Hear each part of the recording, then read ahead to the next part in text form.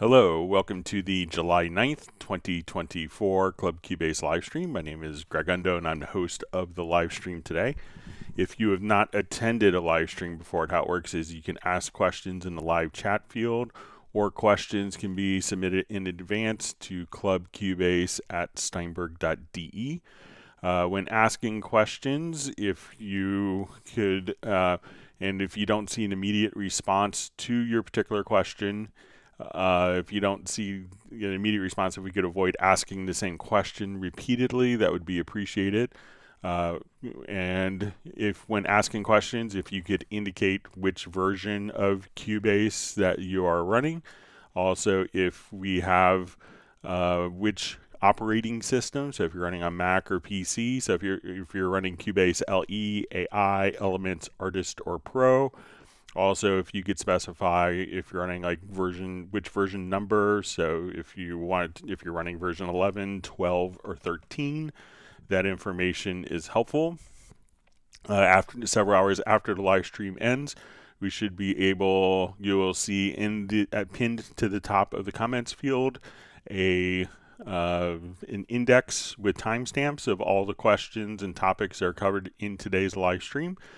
And if you wanted to search for topics that have been covered in previous live streams, we could go to cubaseindex.com.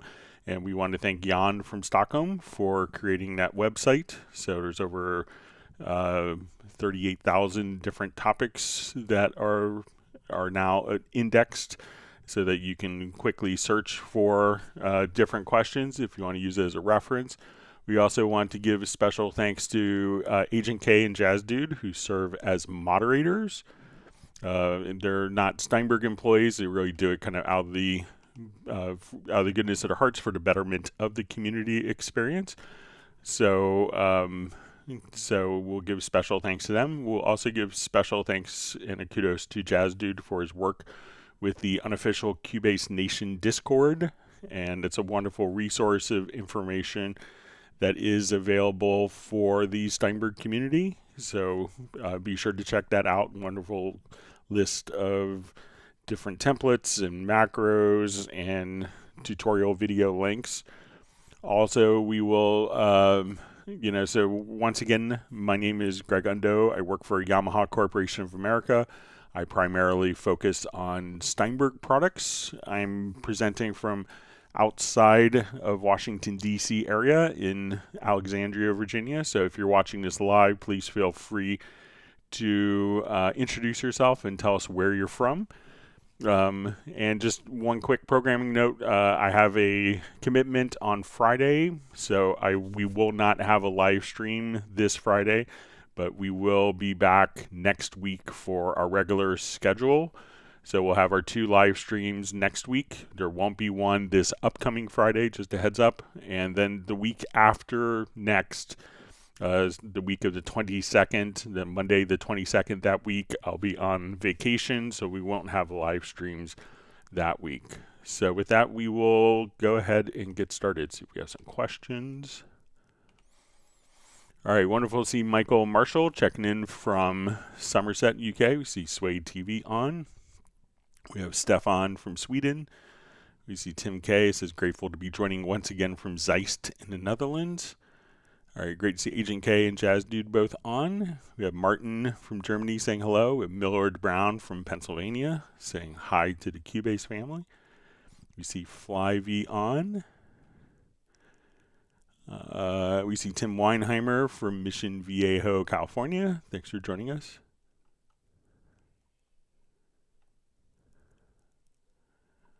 All right. All right, we see John Costigan checking in from Kenosha, Wisconsin. All right. We see Diamond District Studios checking in from Cape Town, South Africa. And he has a question. How do I keep my video window open when I switch from Nuendo to Soundly or any other app on Mac OS? So I think when you switch, the video window may, because it's part of the Cubase. So if we come over here, let's say, I'll just load up a project. We'll do a new project, and I'll put a video file in.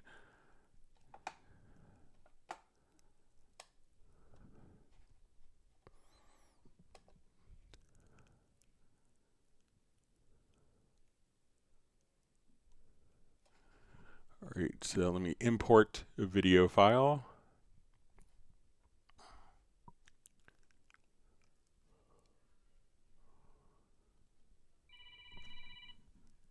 Sorry, let me just turn my ringer down.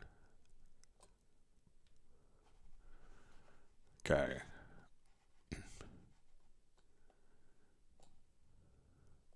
So when I hit the F8 here, we'll open up our video window. So let's say as we're playing, have our video window. So since this video window is part of the Cubase application, if I open up, if I switch to a different program, so I don't have Soundly, but if I went and we see that we have this open, once we have kind of our active window, so so since it's part of the Cubase window, so it needs to be the active window for the video to work, so it's not a standalone program. So just like if I switch to a web browser here, let me just close out that. Since it's not the active window, that's when the video would appear, when Cubase is the active program. So that's how it works on Mac OS.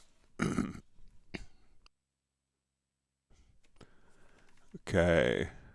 All right, wonderful to see Benny joining us from Sweden. Flyv says he's a hip hop artist producer. We have Robert Daisy Webb from Germany. And he has a question. Hi, Greg. If I want to shorten or lengthen MIDI notes in the editor without having them overlap, kind of like pressing Alt in FL Studio. So I don't know the FL Studio function, but we'll take a look, see if we could.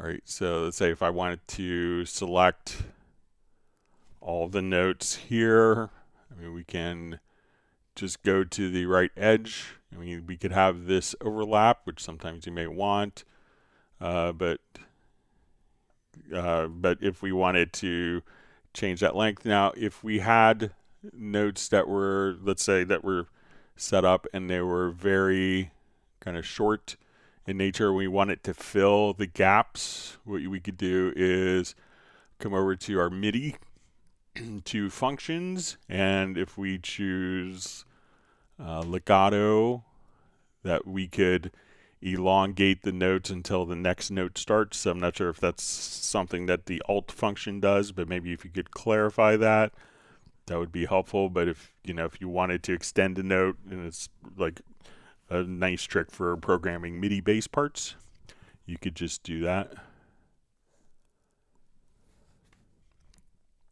So let me know if that makes sense for you, Robert. All right, so we see Nick on from Essex in the UK. Thanks for joining us. He says, hey people, hope you're all keeping well and have whacked the like button. All right, so we have Limith Disco Polo saying hi to everyone. And Flyv's from Winnipeg, Canada. We have Uno Memento, loyal attendee from Finland. Thanks for joining us this evening.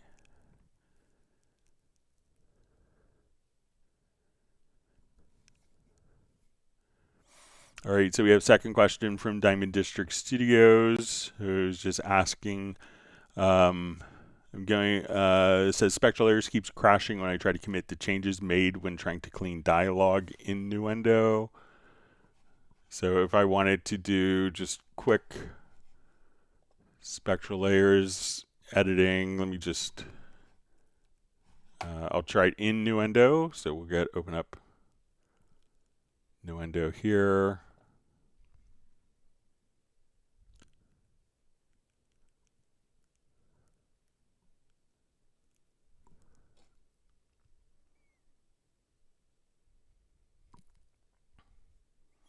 And there was a maintenance release for Spectral Layers that was released recently.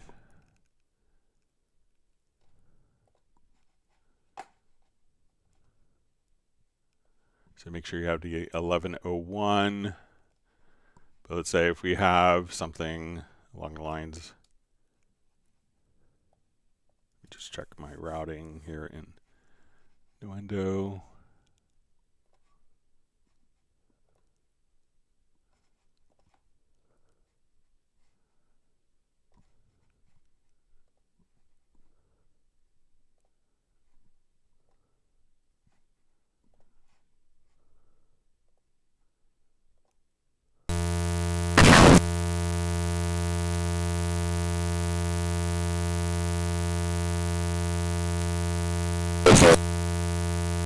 Just close that out, sorry.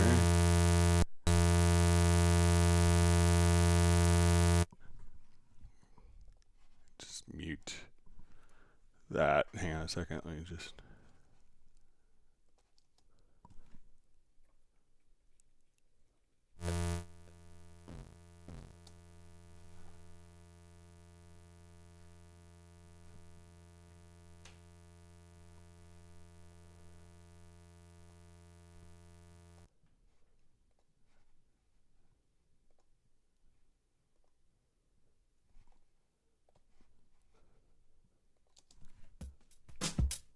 All right, I'll try one more time in Nuendo. Sorry about that.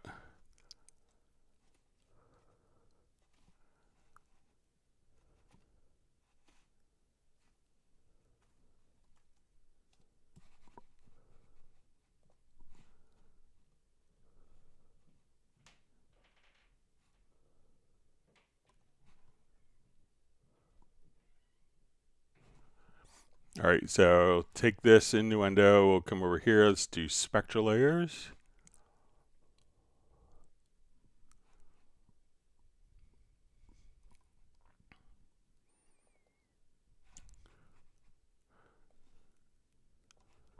I'm going to, just so I don't destroy this, I'm going to make a copy of this particular, going to bounce this selection.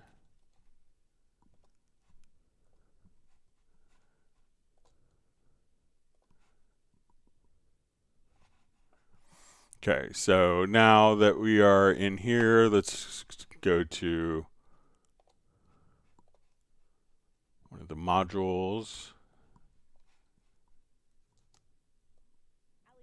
Here in Springfield Township, which is just. Okay, so let's say we want to come over now and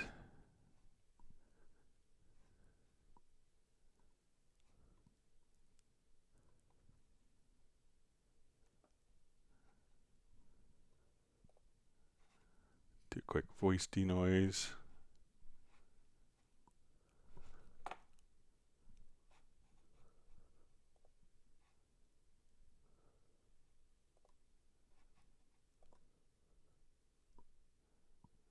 So unmix noisy speech here.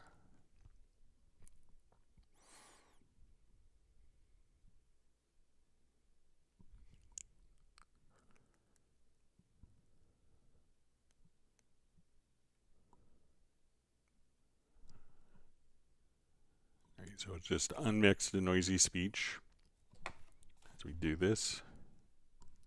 Sorry about that feedback loop earlier.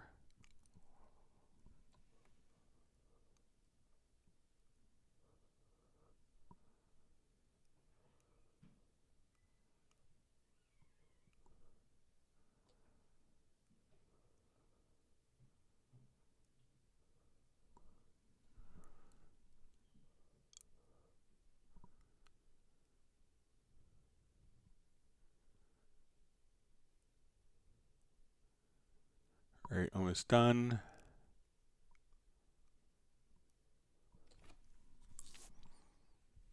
Okay, so now Kramer, here in Springfield Township, which is just north of the Dayton area, and then in fact we're northeast of Springfield City Center.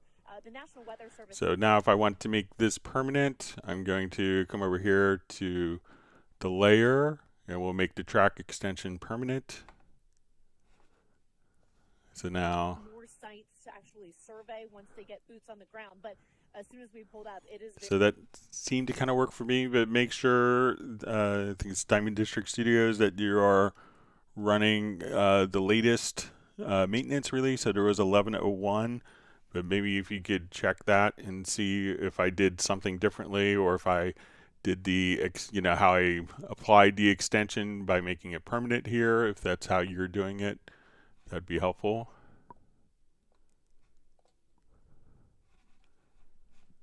All right, I'll go ahead and exit out of Nuendo. All right, so next question we have from Benny. I'm going to change PC. What is the easiest way to copy over the most important settings? Quick command, such and such, Cubase 13 Pro. So if you want to kind of copy over like your customized settings, probably the fastest way is if you go to the edit menu, and then we have what we call a profile manager.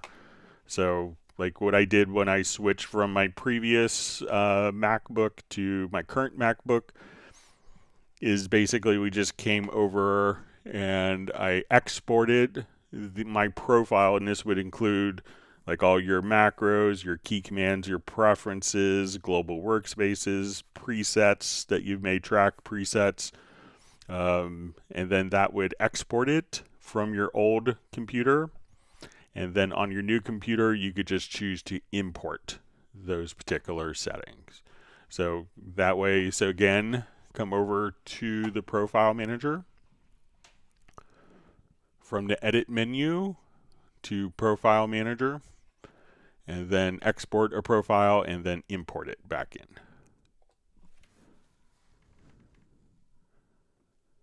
All right, so great to see Jovanovic 3D checking in from Slovenia. Thanks for joining us again.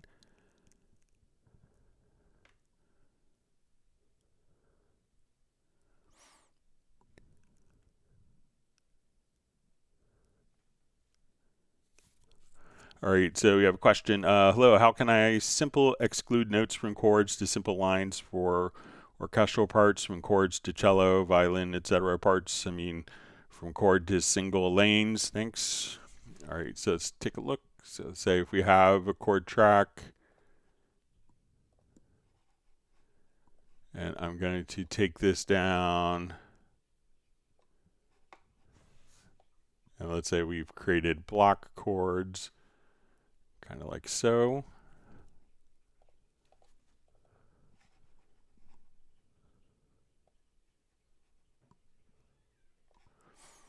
Okay, so I think that if we go into our logical editor, that we could do some stuff where we will come over here and we're going to say extract. So we could actually, I'll just say extract a track, and we're going to say type is equal to note, and then let's go to context variable, and we can say is equal to lowest chord. All right, so let's see if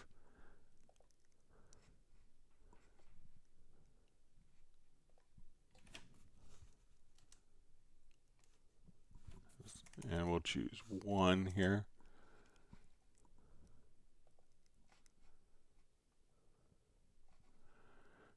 So this would automatically, let's see if we did it right here.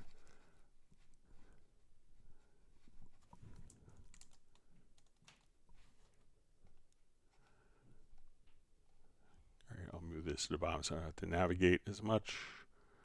Okay, so we have our chords here. So let's say position in chord, or note number in chord. So we'll say 0. So now this has automatically, like the bass has automatically been extracted.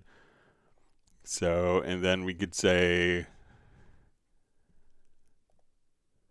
I could just do that multiple times, and now each of the voices in my chords will automatically be extracted. So if we wanted to look at all of these together, we can now just, I'll make this larger. So now when each of these different voices, each of the position within a chord is automatically extracted to its own track. So once again, you could try going to your Midi, to the logical editor. Let's go to setup. You're going to say extract to track. We can say type is equal to note, and then we'll choose context variable is equal to note number in chord. There we could just choose 0 and then just keep the same part selected, and that will automatically extract. So if we do that like 4 times, or 3 times is all you need, because we can still keep that there, then each of these would be different positions in the chords. So try that. All right, so we have Noel Jayakumar saying hi from India. Thanks for joining us. All right, so we have Michael Teams from Weatherford, Texas. Glad you can make it today. I think we missed you on Friday, or maybe you showed up late. All right, so we see from Robert, who had a question about the MIDI lengths. Says that's useful. I was thinking of something else that's kind of hard to explain. Let me try. Okay. All right, we see Michael Teams is granted 1 gallon of Cherry's Jubilee ice cream to Nick.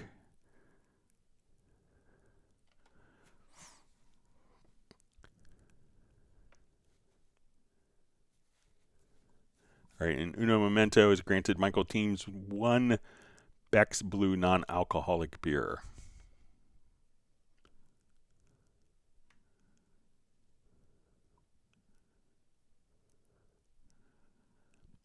All right. See, Nick says, nice emergency workaround with the sound problem, Greg. So.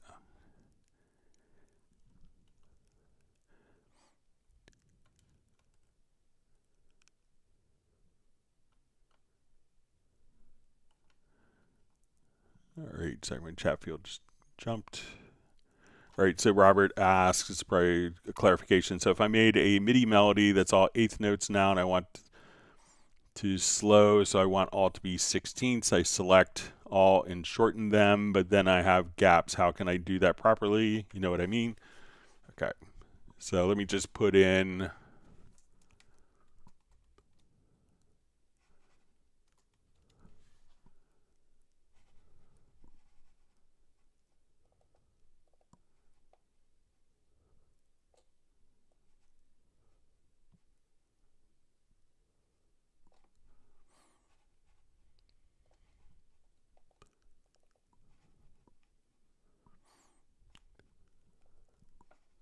okay, so I'll just put in like a melody of 8th notes.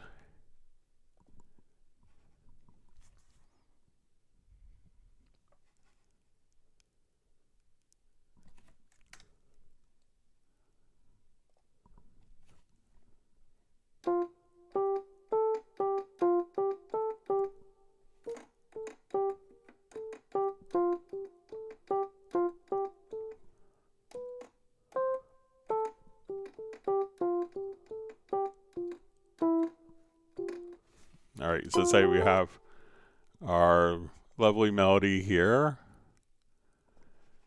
And if we wanted to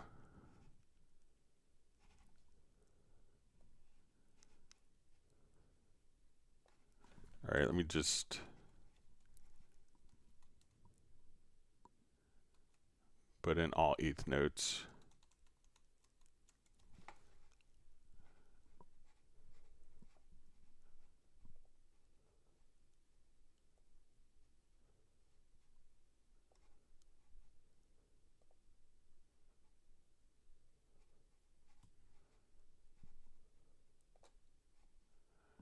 All right, so let's say we have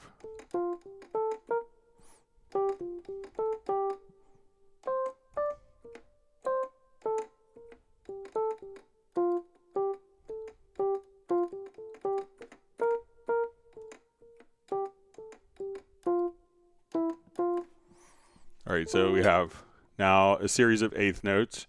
And then if we wanted to turn these particular notes, so one of the things we could do in the logical editor is if we come over here, so we'll go Midi to functions and we'll say, or to the logical editor. And I think that there is a preset for this. So we'll look under the factory presets. We can say note lengths. And I think that there's like a double. I'll just search. Okay, so we'll look for double tempo. So let's say if we want to take these eighth notes and then we could turn this whole phrase into 16th notes, kind of like that. And then also kind of as we do that, we could take, you know, what was, let's say 4 measures long. Let's say, so if I want to take this with this, we could say double tempo. So we're going to take notes and we could use this preset. We could say divide by 2, the length as well as the position divide by 2. So now if we want to convert that into 16th notes, or if instead of divide, we wanted to choose multiply. So now we could make these, instead of eighth notes, we could turn these into quarter notes if we wanted to. So, but check out like this, see if this is what you want to accomplish. Or we could say we want to take type is equal to notes or type is unequal to notes. So we could do this with MIDI CC data. The length is divided by, let's say 2, and not 20, and the position, which is critical, is divided by 2. So now when we come here, I could just say, now we make it 16th notes, now you make it 32nd, 64th. So let me know if that's kind of what you want to accomplish. So, and then you could just assign that to a keyboard shortcut and be able to fire that off. So let me know if Robert, if that's what you're kind of looking for.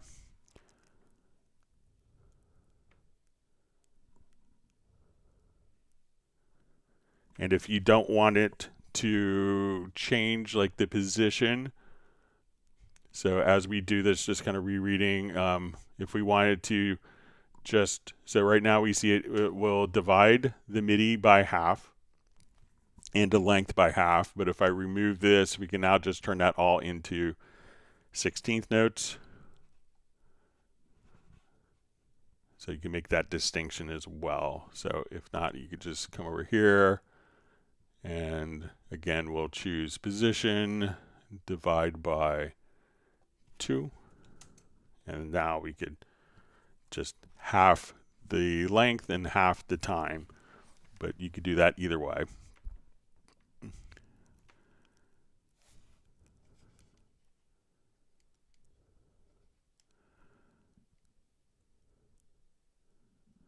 All right, so we see Michael Teams. I guess he probably avoided most of the hurricane that hit Texas. It kind of hit my brother's house pretty good. But we're glad that you're out watering and hopefully weren't affected by Beryl, the storm.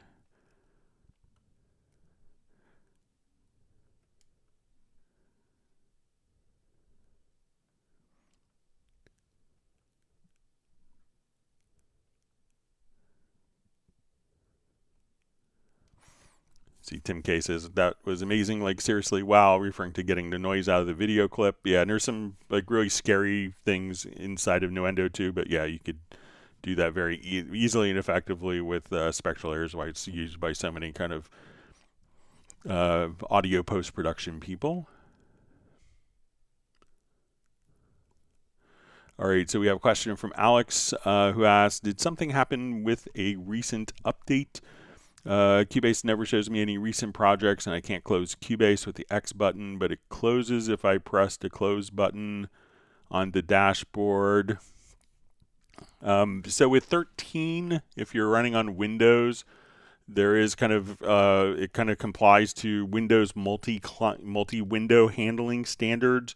So if you run something like Microsoft Edge now, like when you go to like Alt tabbed, you would see that every if you had multiple browser tabs open, that each of the browsers would function as a multi-window. So that's kind of how it works since Cubase 13 to kind of be compliant with more contemporary Windows standards as they evolve.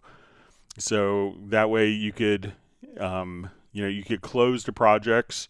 So the projects are kind of independent of the program. So you could close all the project windows. And since each of the windows is separate, that's why in the Windows version, when you go to the hub, you could have all of your projects closed, and then you just need to click Quit Cubase. Otherwise, you wouldn't be able to exit out of the program if you had closed all the projects and all the menu options were gone. You could also, on the Windows platform, just from the file menu, you could choose Quit Cubase from the file menu while a project is open.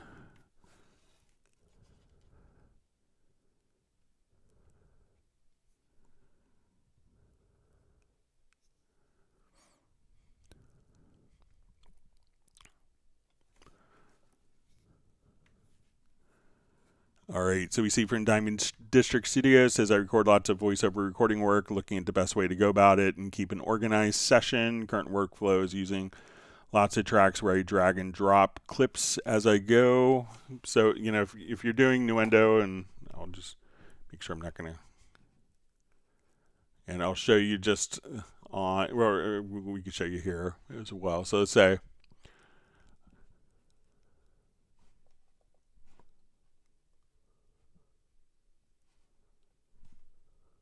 okay, still have my,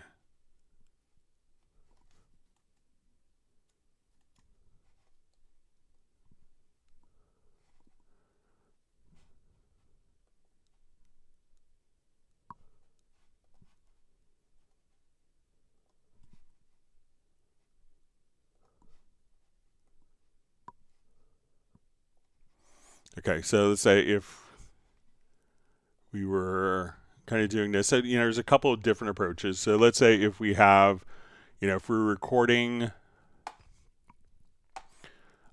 different projects, so, so if you have lots of different dialogue in your project, so we'll come over, I'll just add an audio track, and we'll pretend our dialogue is going to be in stereo.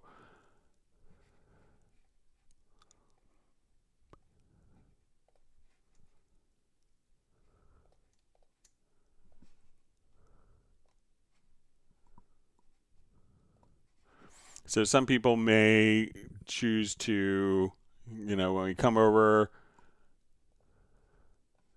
so a lot of times if you're doing like kind of post-production dialogue work, you may have like all sorts of different edits. So let's say, we're going to have, so if you're dealing with, I'm just going to reread, look for the best way to go about keeping an organized session. Current workflow is using lots of tracks where I drag and drop clips as I go.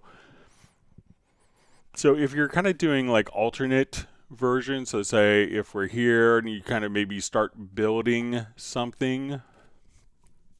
So let's say if we had this duplicated and maybe you had a different idea here. So let's say, okay, we do this, and as I move this around, this is here. So maybe I started here and I evolved working here, and instead of having like copy, I know some people will copy and duplicate tracks and then be able to kind of do different edits like so, but and then maybe choose to mute this and say, okay, this is all of my changes. So, what a lot of people may do also, instead of working with different tracks, especially for project organization, might be to work with track versions. I'm not sure if you're doing that, but we could say, okay, let's duplicate a track version. So maybe we'll call this like our starting point. So we'll do a new version. We'll give this a name. So we'll rename. Before I do that, let's just come here, and I'm going to just come here and let's duplicate the version. All right, so now I'm going to rename this version and we'll say edits and crossfades. So now we come over here. I've done this edit, put this in front. We did a crossfade, move this here. I want to adjust. I want this to be crossfaded into here. So we could have this as one step. Then we could say, okay, let's duplicate the version. And now I want to come right over here. And we're going to rename this version and we'll call this levels. And now I could come over here and we're adjusting our levels. So we could do all of this. And let's say at this point I want to do a new version. So we'll duplicate this version again. Now I want to take this and I'm going to consolidate all of my edits. So I have all of these here. So let's come over to my audio menu and let's just bounce the selection.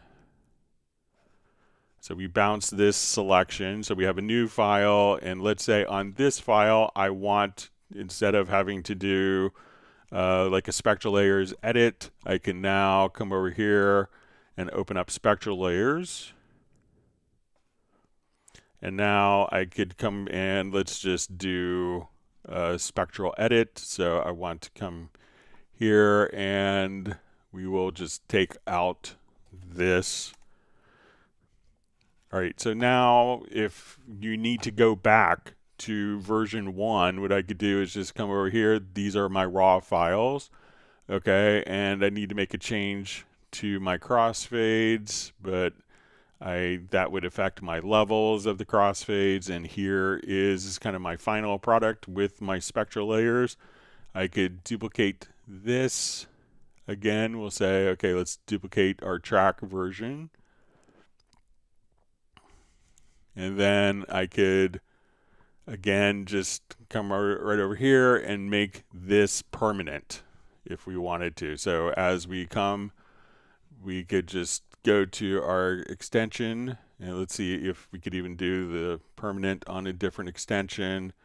And then when we go back, so that would do it on the file. So if we wanted to, render the file again, then we could make the track extension permanent. But this way we could have one track with kind of multiple stages of edits.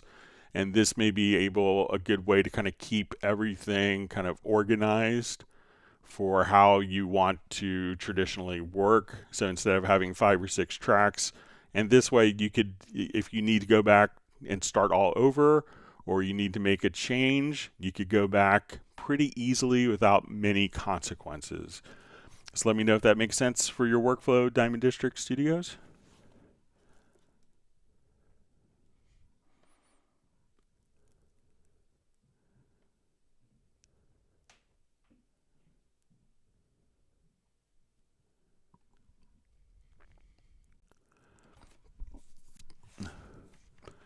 All right, so we have a question. So my chat field just jumped.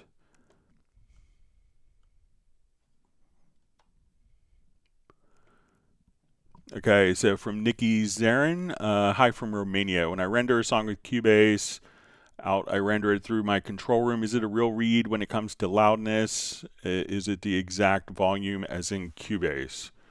Okay, so we'll come here. I'll just put in a audio track and we'll put a test tone on it. Okay, so when we come and I'll put an insert and I will put a test tone generator on.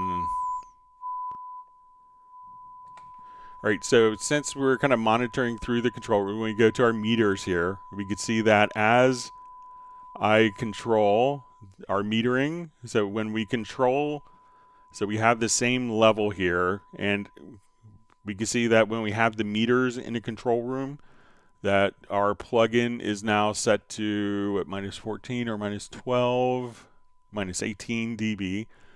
So when we kind of look at, we'll just make sure.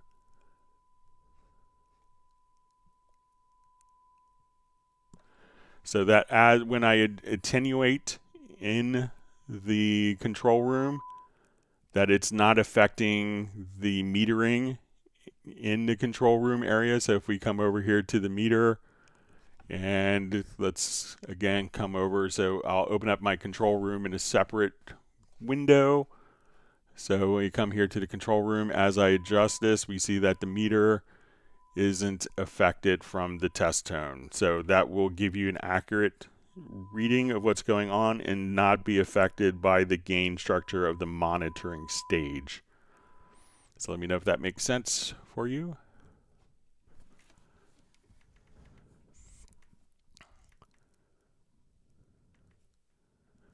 All right, so we have Keys for Life saying hi from India. Thanks for joining us tonight. All right, so we see that Michael Teams had a business meeting he couldn't dodge on Friday, and he's granting me 1 gallon of strawberry ice cream. We missed having you on, and it's great to have you back.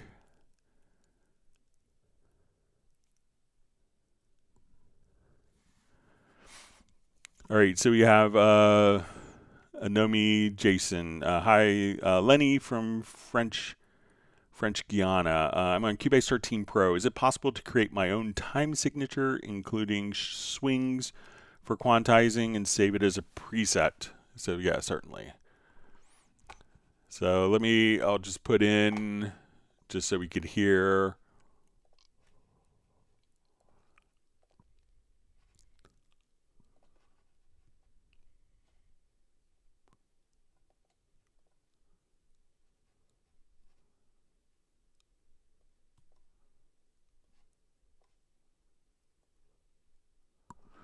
Okay. So I'll just load up a quick hi-hat sample here so you can.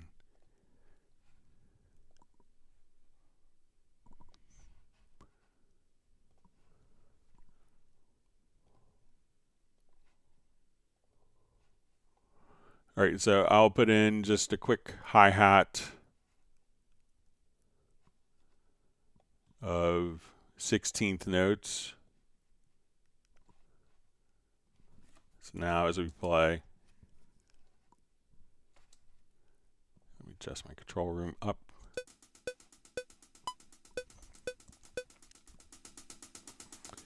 So let's say I open up my Quantize panel and we have adjusted our swing here, and we'll quantize. All right, maybe I won't do that high a swing factor.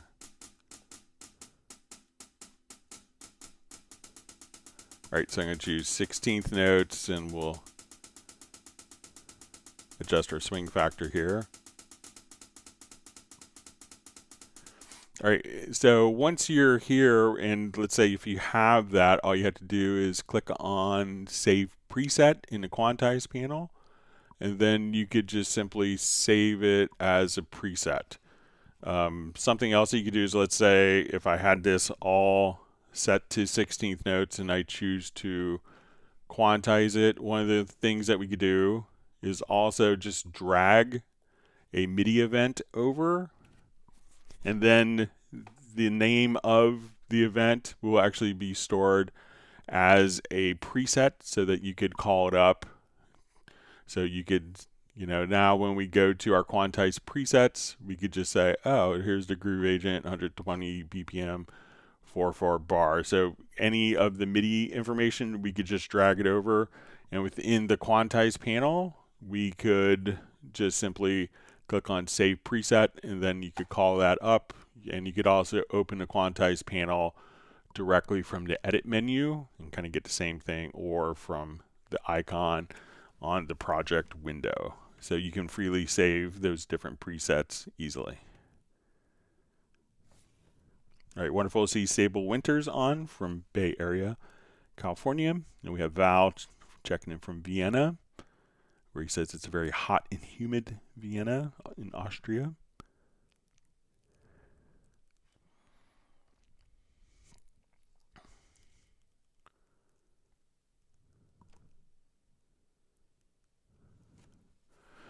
All right, Reginald Carter asks, is there a way to create a folder for a multi-timbral instrument? For example, I want to create a single instance for Omnisphere with all 8 tracks pre-configured to the Midi channels and audio outs. Okay, so let's come over here. I don't have Omnisphere on, but I'll do a multi-timbral with different outputs using Hallian Sonic. So let's come over here. It's going to add an instrument track, so we'll choose Hallian Sonic.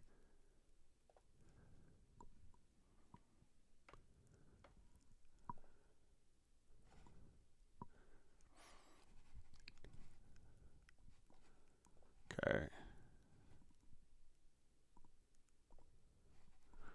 All right, so let's say I want an amped Electra in channel 1. All right, and we'll go to channel 2. I want kind of an Anima synth.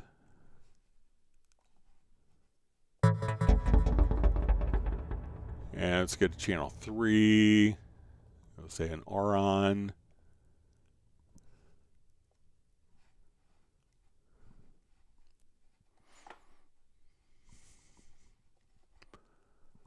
All right, and we'll just add a couple more. Let's say colors.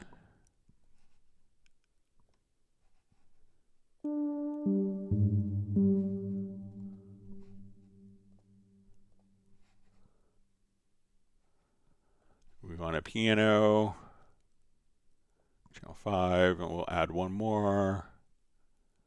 Let's say an FM synth on channel 6. All right. So we have all these different instruments, and let's go ahead and we'll set their mix outputs here.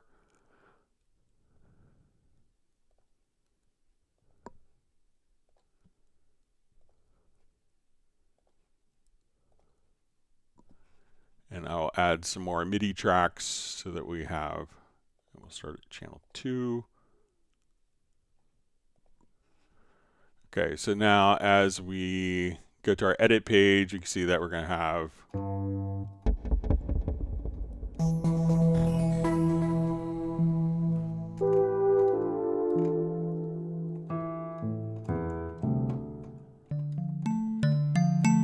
and these are all being routed to our multi outs on our mixer, as we can see here.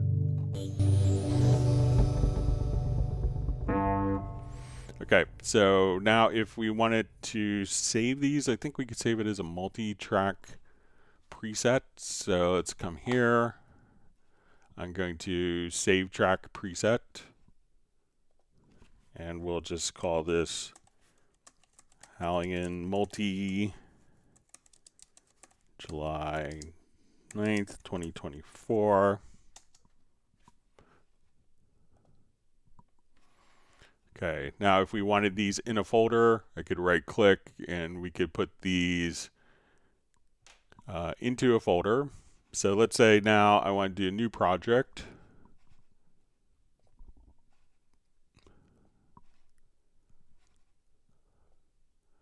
And we'll come over to user presets, to track presets, to multi. Let's see if it shows up under multi. So we'll see our July 9th, our Hallian multi here.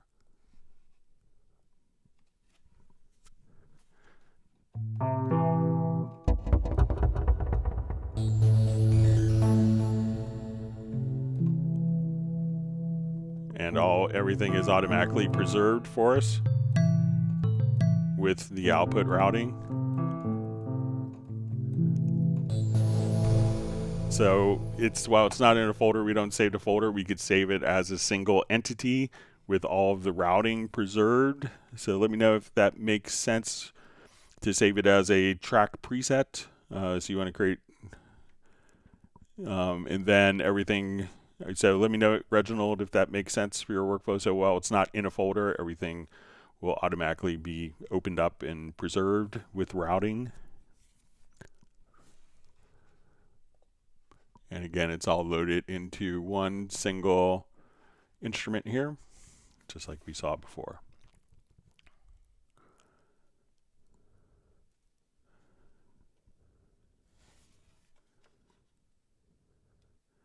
All right, so we see from Robert, Daisy Webb is about the lengths, says thank you so much. Let me know. Yeah, hopefully that would do the trick.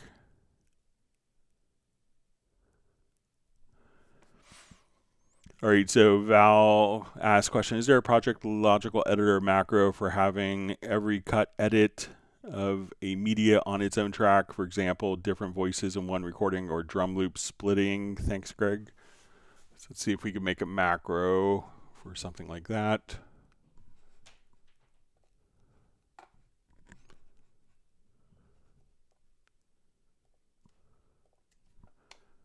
Make sure I don't go too far down a rabbit hole, but let's see if we can do it quickly here.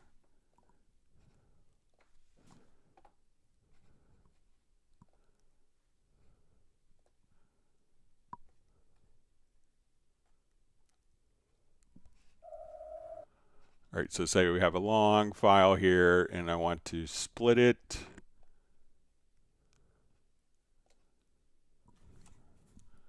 I'll hold out my Alt Option key. So now we kind of split it at even intervals.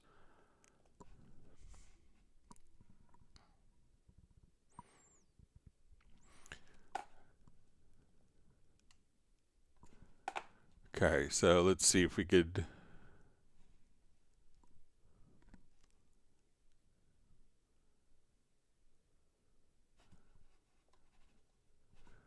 make a macro to do this easily.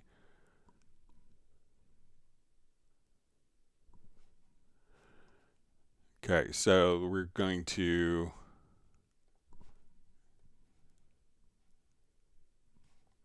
let's move our cursor here to the beginning.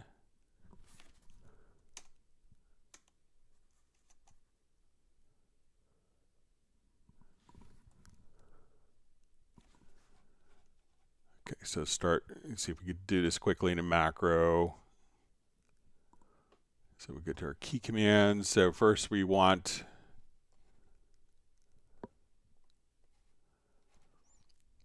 to move our cursor.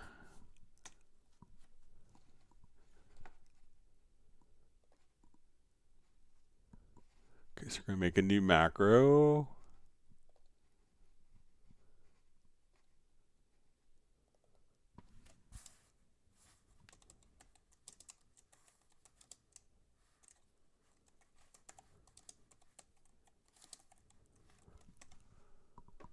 And I'm just going to reread it, just make sure different voices when recording drum loop splitting.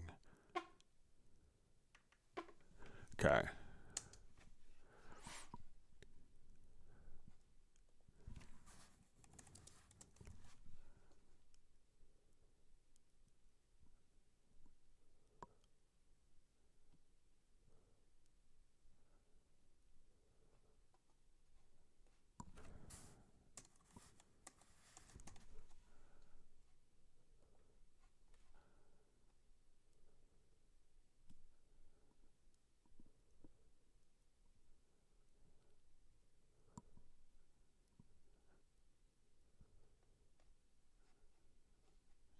And we look under transport. So what I want to do is probably move the playhead to the end of the event.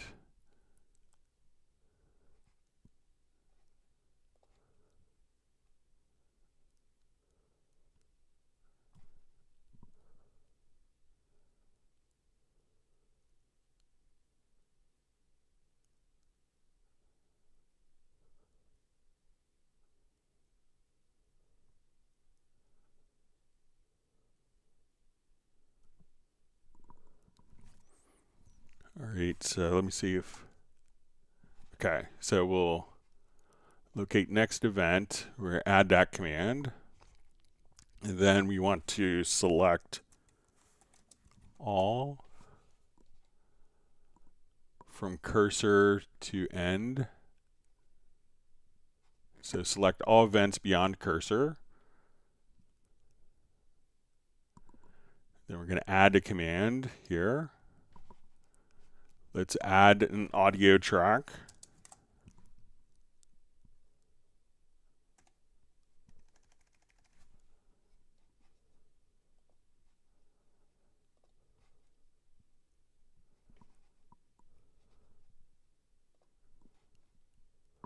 And then we're going to try nudge down.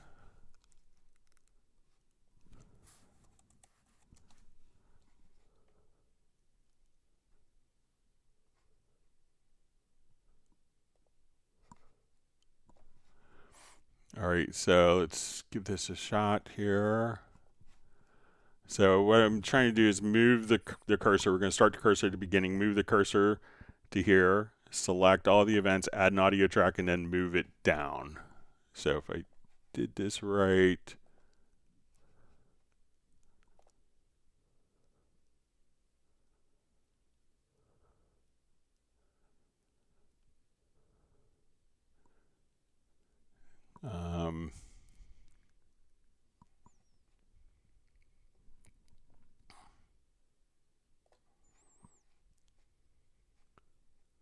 okay, I'm going to duplicate this, and we're going to break it apart.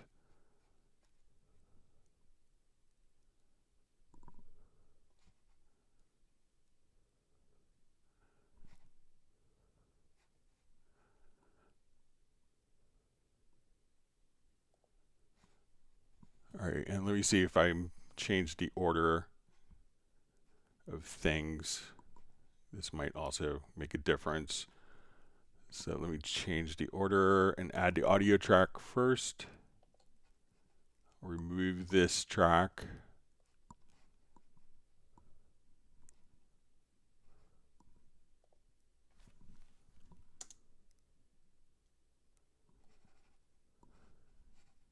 All right, so we have to break it down to 2 macros.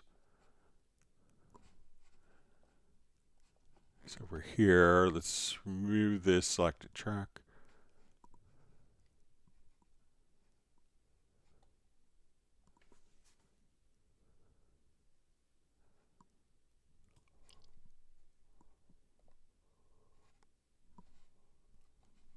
All right, so if we have the track here added,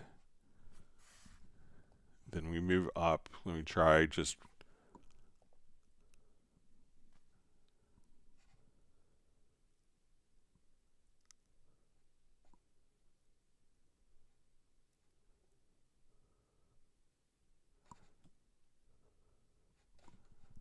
all right, let me look for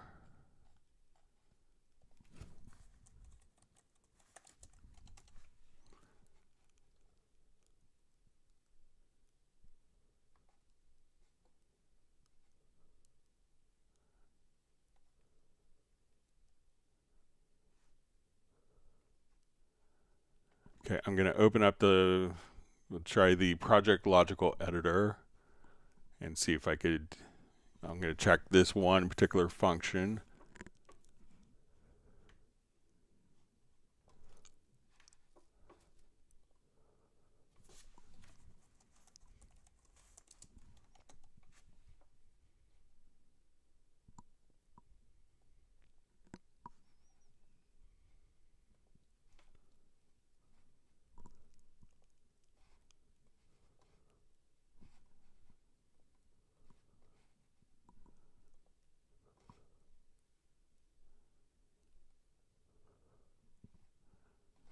Okay, so this,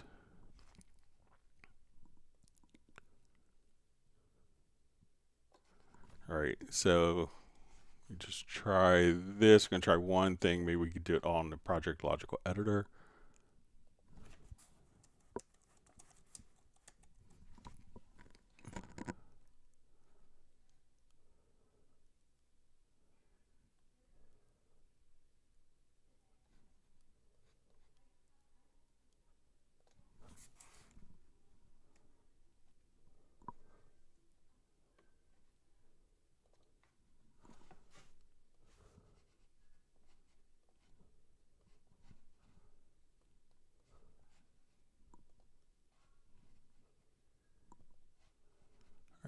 me see if I have an event here, if that nudges it to track.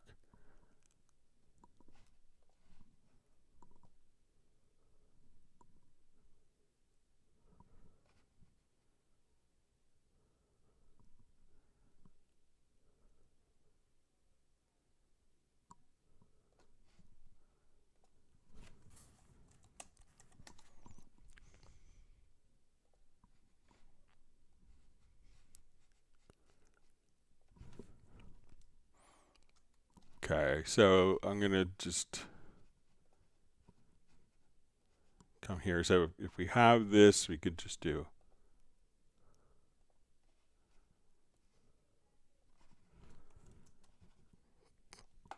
All right, I'm just going to add some audio tracks.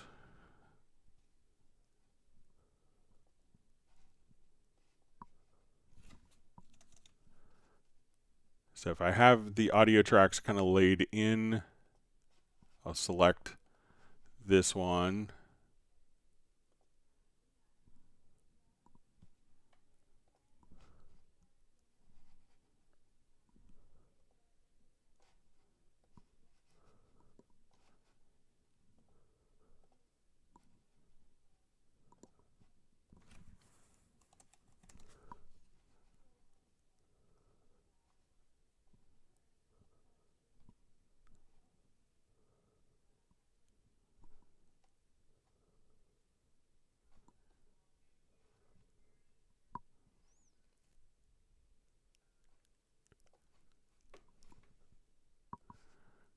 Okay, so I'll start over again. So let's say we want to take this track.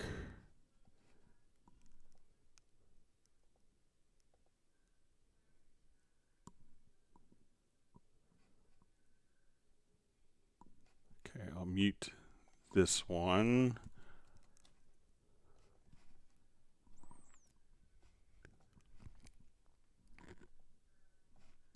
Select that. So if you have the tracks present in the project,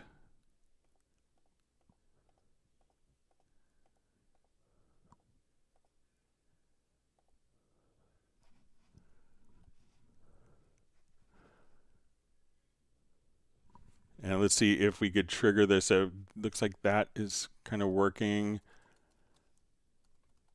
as expected, but let me see if I could, maybe not through macro, but maybe have this.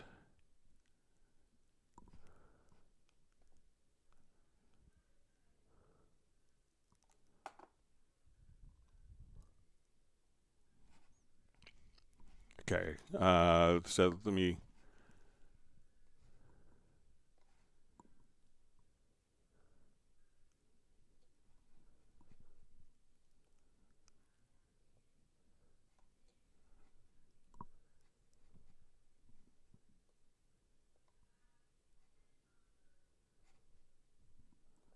Okay, so I think that there's a macro that is part of Cubase.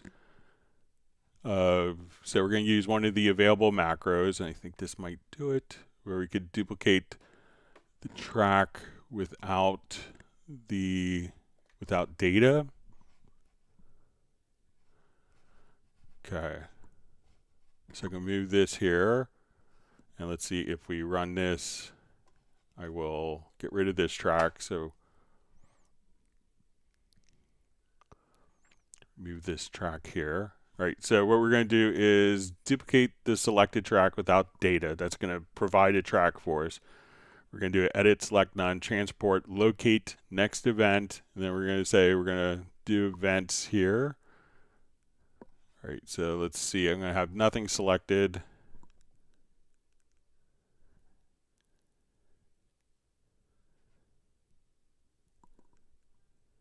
All right, and let's choose to go up, to navigate up.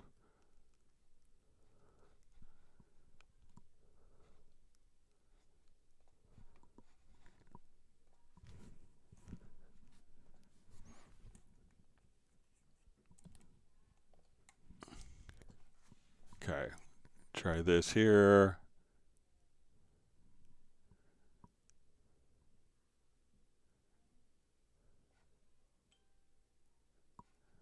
Okay, I'm going to move this down. I think we're close.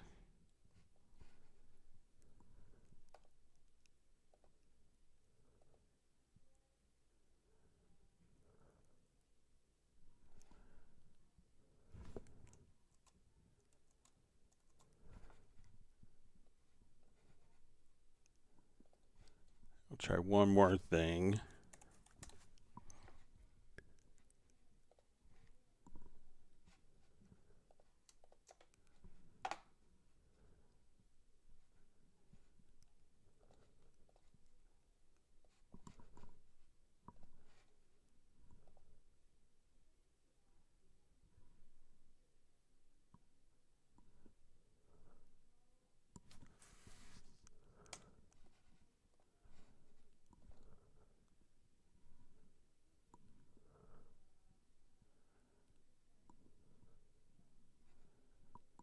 All right, so if we navigate down, if we just hit the down arrow between this project logical editor, it looks like we could automatically take the events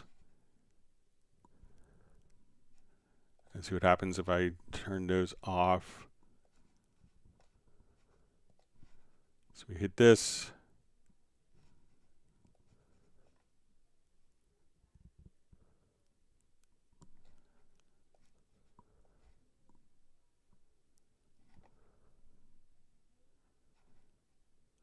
So if we just have, I'm going to try one more time. So say we have this. So we want to navigate down once. So I think we could, I'll play with this some more, but as we do this, we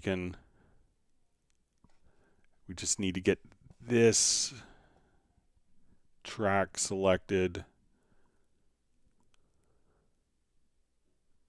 And see if I turn that off, if that makes a difference.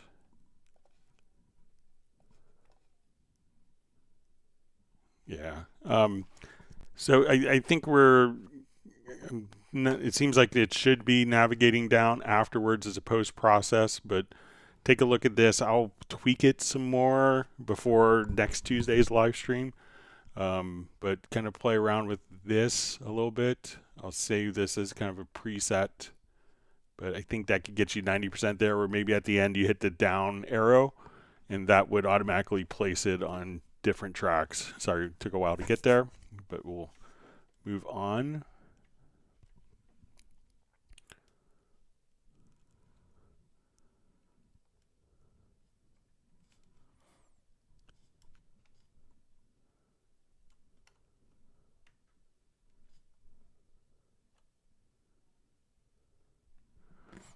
All right, so I may have lost a couple of questions. Let me see if I could recover them.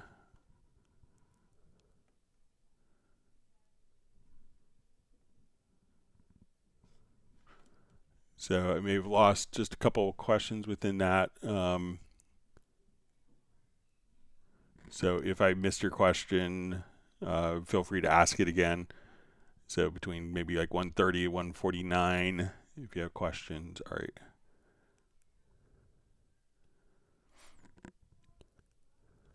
Okay, so we have from inactive user, just asks, hi Greg, how can I make my VST3 audio plugins doesn't disappear when I switch to my second monitor? The always on top feature solve this, but when I click again in Cubase, the VST plugin windows disappears. Is there a way of making them permanently on top? All right, so let's say if we have a plugin here on this particular track.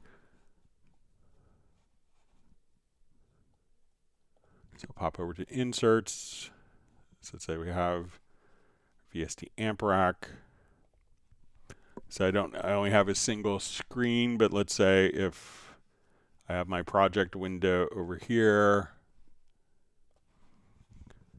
So when I click here, how can I make my VST3 audio plugins not disappear when you switch to the second screen?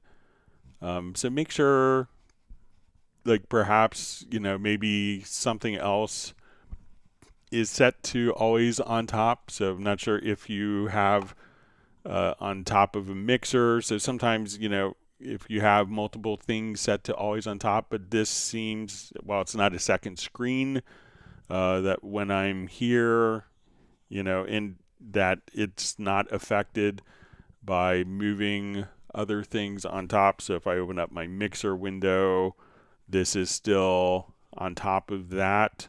So, but maybe check to see if you don't have any other windows that are set to always on top mode as well, because sometimes that could conflict where, something has to be on top. All right, so we have Master Lee sending a big hello from Edinburgh, or Edinbridge, UK. Thanks for joining us. All right, so we have Z Techno just saying hi.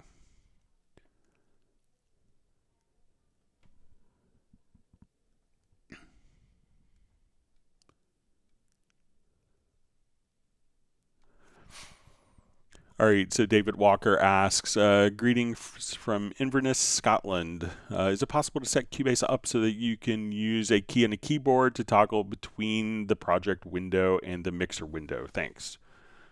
So it's not that, you have the key to, you could have two keys, so it's not necessarily a toggle version because they work as two separate windows. But if you wanted to just program a key, so if you wanted to come here to your studio menu to studio setup, we could open up a generic remote. At this point, I'm going to say we're going to use our panorama, my Nectar controller is Midi in and out. I'm going to do a Midi learn message. So now I'm going to hit a particular Midi note. Make sure I have this.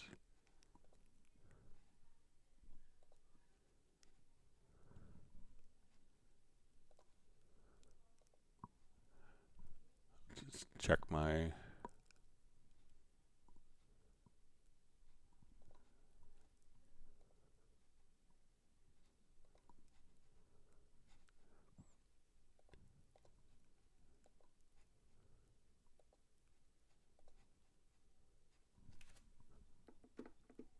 Okay. Okay, so I want this key here. So I click on Midi Learn, hit the key on your controller, and then at this point we could just say Command. Then we will come to our, let's see if it's under Mixer.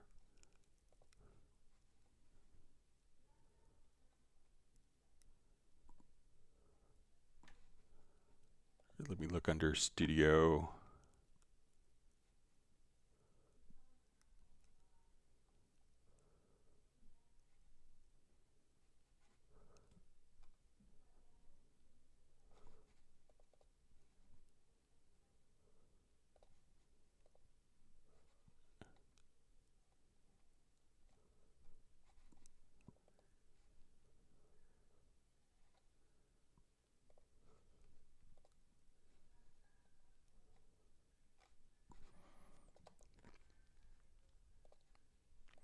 All right, so we find a command here.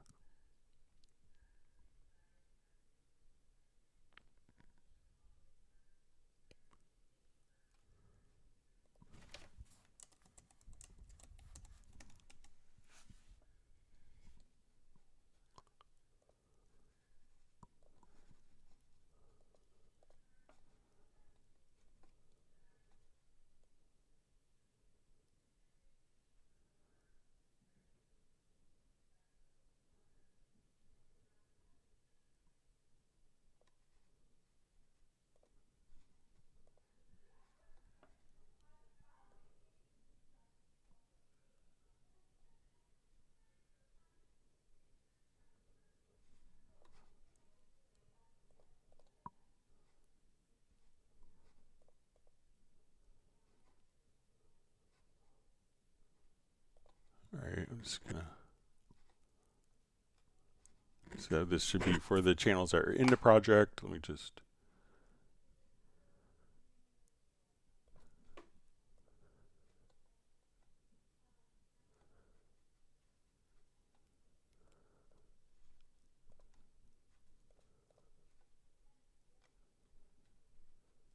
I think it would be under our mixer.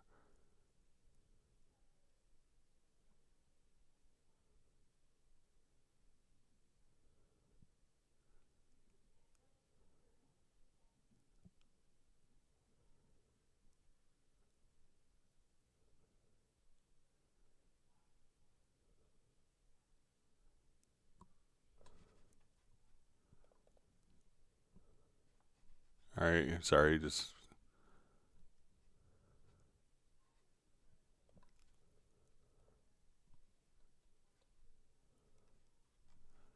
Okay, so we don't want it to necessarily control that. We want this incoming MIDI message to. I'm just going to check the terminology used here real quick.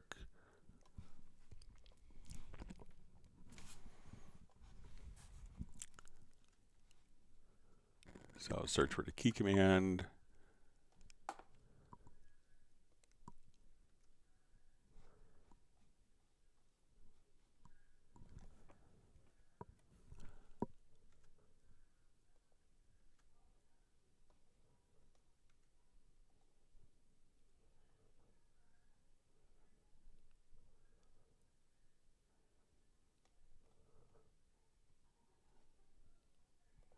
So now it's just the F3 command.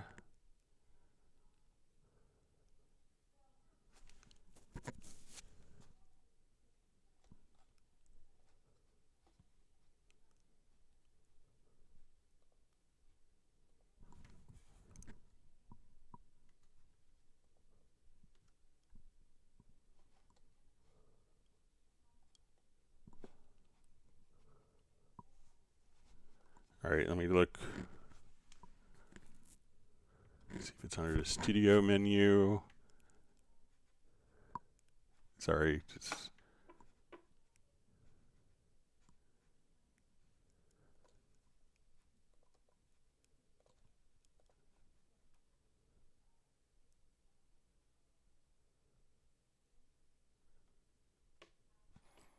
So if you're using the MIDI remote, I'll just do that as a example here. Let's look in the MIDI remote and see that you could have any, if it's not necessarily a particular key, but any button. So let's come over here and we'll go to Untitled.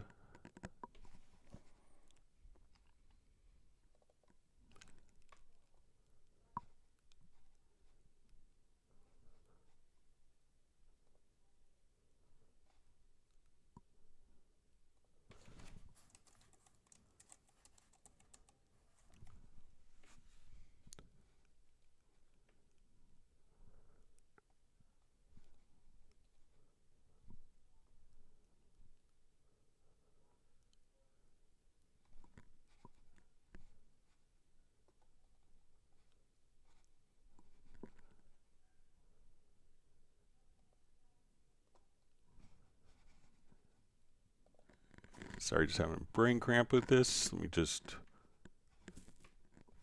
come over. Okay, so we have this.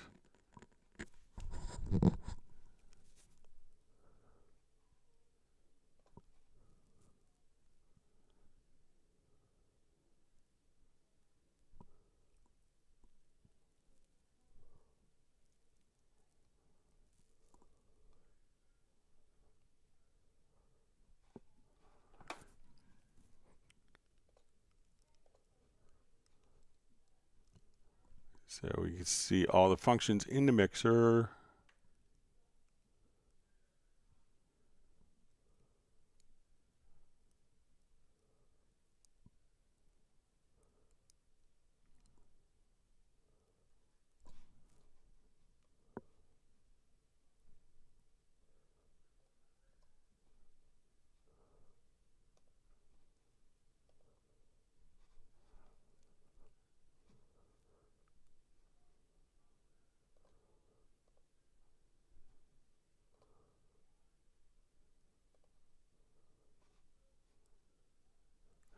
Yeah, so usually it's just F3 would do it. So it's not a key from the keyboard. I'm sorry, just having a brain cramp. But if you just hit F3 on your computer keyboard, that would just open and close and switch between the mix console. I'll see if I can circle back, or we could go over it on the next live stream. I'm just having a little bit of a brain cramp with that, but sorry about that.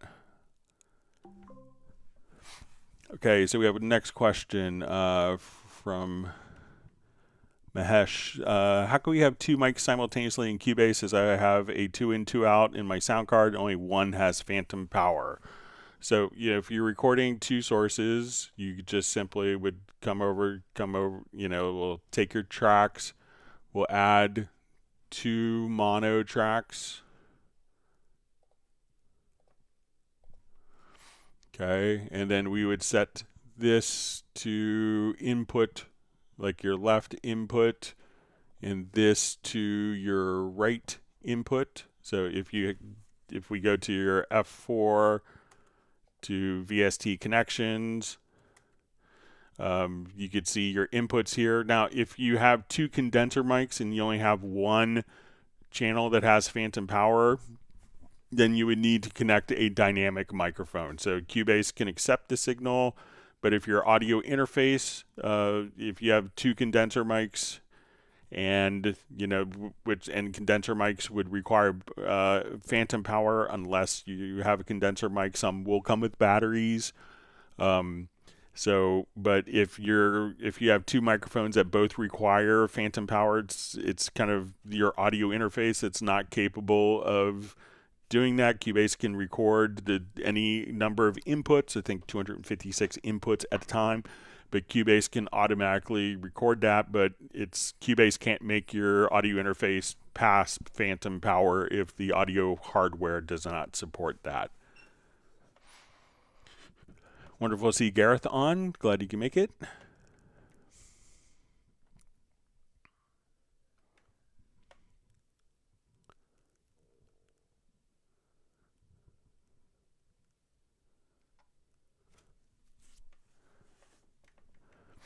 Okay, so we have Ed Rugman asks, hi Greg, can you explain the differences between focus quick controls and quick controls? I have both in MIDI remote. Sometimes they do the same thing on my controller, other times they do not. Okay, so when we have quick controls, let's say I add an instrument track. We'll do just, let's say, a retro log. I wanted to add on one of my audio tracks. Let's come over to our plugins. So let's say we have our VST amp rack here. And let's go to another plugin. So let's say we wanted to adjust our frequency EQ. Okay, so when we come to quick controls can be kind of just mapped specifically for different devices. So I'll come over here and let me just go to my quick control settings on my MIDI remote here. So we'll go to focus quick controls. So focus, the difference is we could have quick controls, and quick controls could be set up they're kind of fixed. So if I come to this particular audio track and we go to quick controls, I can go to the presets, and let's say on this particular track, when we open up the channel view, that when I'm here, I could adjust my volume. So as I adjust my quick controls, I could adjust my volume, my pan. I could adjust my low cut on or off, my high cut, and the frequency, high cut on and off. And then my sends 1 and 2 if we had our different sends. So we could adjust these particular things. When I would go to so these are kind of fixed, but let's say I wanted to use I want to use focus quick controls. So let's say on this track, I wanted to have what we call our focus quick controls. I do this, but let's say I go to a plugin. So when I go to open up a plugin, these quick controls can be, normal quick controls. I would still just come right over here, and this would be fixed for, this would be volume, panning, etc. But with a focused quick control, what that's going to allow us to do is when a plugin window is active, that now we could choose to control the particular parameters in the plugin that's selected. When I come here to retro log, and we have this set for focus quick controls, we could control parameters in retro log that will be set. So, and if I go to just select the channel, we can have our channel settings here. So based upon what particular parameters and what plugins are set, I can now come over here with the focus quick controls and be able to, now I'm adjusting. So with the focus quick controls, I could just come over here and adjust when this is active, when the instrument is active. We can adjust the parameters right here just for the selected parameters. So the focus quick controls will change depending on what is in focus, and then we could click on the plugins themselves and set which particular plugin parameters are for focus. So if I click on learn, I can say, okay, I want my gain. I wanted on this one, I wanted my bass, my mid range, and my treble. And let's say we come here and we'll have our presence control, and let's say master volume. So when I select this plugin, I move my quick controls. These are getting adjusted. When I select my EQ plugin, this is being adjusted when I come here to retro log. So focus quick controls allow you to kind of dynamically have the quick controls, but for whatever is actually in focus and what's being controlled. Whereas normal quick controls are going to be fixed to particular parameters.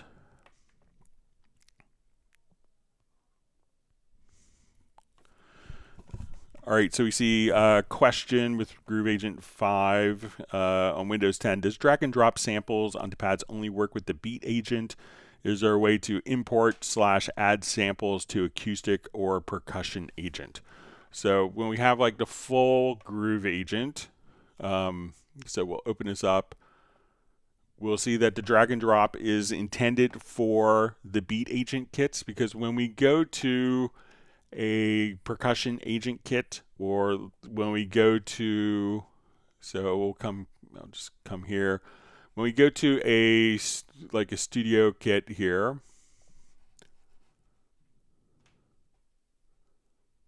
okay, so we'll just, okay, so when we come over here to a kit, so we're not going to be dragging and dropping all of our sounds into an acoustic agent kit, because the acoustic agent will have, all of these samples are going to be multi-samples. So we're going to have our, when we have the kicks going, I could have the kicks going directly into like the overhead. So if I wanted more overhead, this kick can automatically, we would bring in the samples from the overhead or from the room mics, so that at this point, one sample is going to be bleeding through into other microphones, other sources. So if we dragged and dropped a kick drum sample in here, at this point, if we triggered a different kick drum and then we had a different sample, because if we drag a sample into an acoustic agent or a percussion agent, if we do this, we're not going to have all of those samples that are automatically, phase correct with the recordings and in the other different microphones. So you'll have these different tracks and samples that will bleed into other tracks, especially if you're playing the kick and snare at the same time. So we go to our room or into the overhead. We can now just come over here, and this is combining, multiple samples, so that when we do this, so dragging and dropping a sample into the acoustic agent kit, we can think of this as being fixed, because these are all going to be the multi-microphone conditions are all kind of contingent upon the other samples. So if you need to drag and drop at that point, and if you have, just Groove Agent, you could just come over here and say, okay, I need to now drag and drop samples into a particular, kit. So I would now just come over here and say, okay, I want my Groove Agent, and I want to take, like that as a kick or a snare, and I could drag it over to a beat agent kit. So we can think of this as going to be fixed because there's multi-miking conditions that are kind of intrinsic within the instrument itself, so that you have this natural cohesion between the instruments with the ambience and overhead mics, and you blend those together. So these are going to be fixed, the acoustic agent and a percussion agent, whereas the other ones will actually, a beat agent kit is more of a sampling, like we'll call it like maybe an MPC paradigm. So that's where you could drag and drop samples into.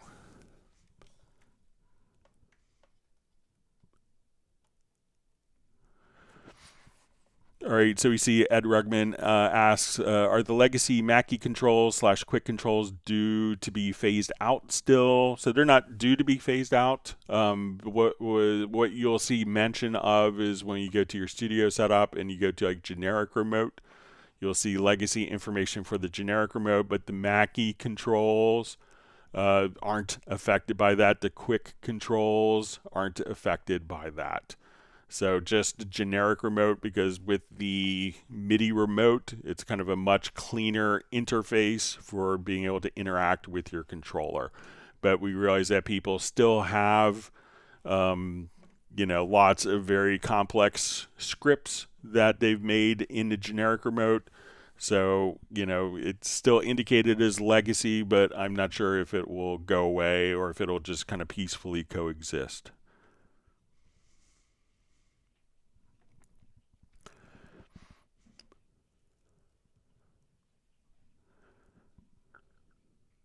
All right, so we see from Ed Rugman, is there a way to have 3 faders on a MIDI remote, a monogram CC work as CC pass-through CC 71121, whilst the rest of the remote controls work for key commands controls?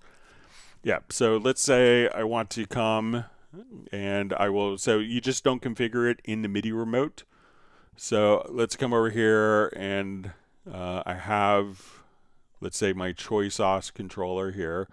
I'm going to, let's just deactivate so I'm going to remove the remote control surface here. Oh, no, don't want to select the correct one.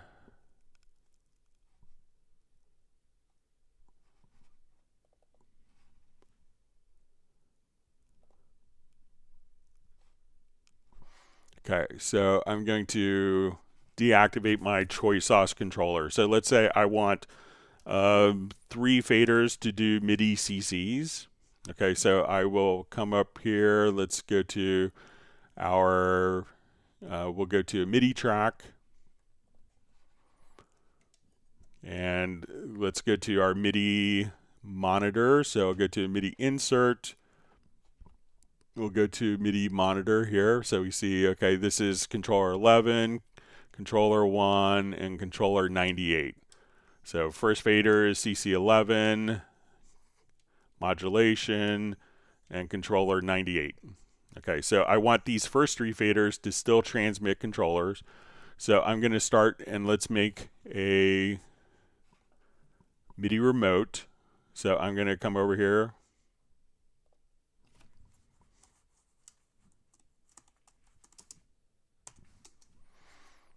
Okay.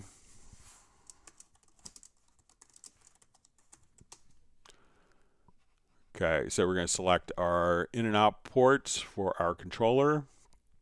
And now what I'm going to do, we'll create our MIDI control surface. I'm going to choose faders. And I'm not going to move the first 3 faders. I'm going to move fader 4, fader 5, 6, fader 7, fader 8. And these can be used to control our quick controls. So we'll come over, now that we have this set up, we'll open up our mapping assistant. So we have 5 faders. So we can say this is going to control our focus quick controls. So I'm going to move fader 4. This will do quick control 1. Move fader 5. Quick control 2. So quick control 3. 4. And 5. So now when I go to my MIDI remote, I see my MIDI CCs will still be functioning. Let's just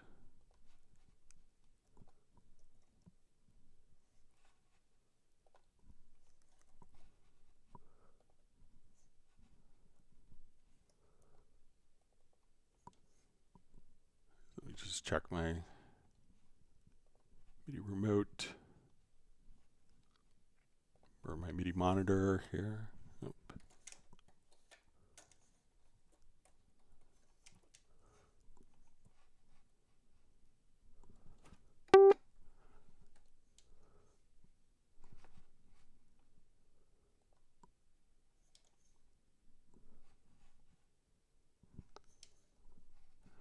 All right, so it looks like maybe it might be the port. So when I come here, I'm going to choose quickly.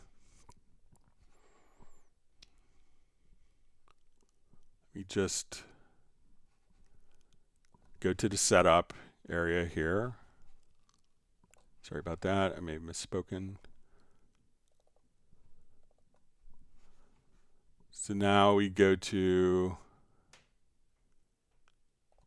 our settings. I'm going to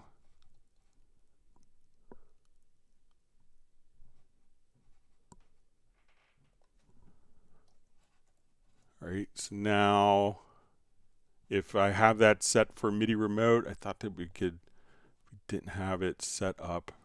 Let me just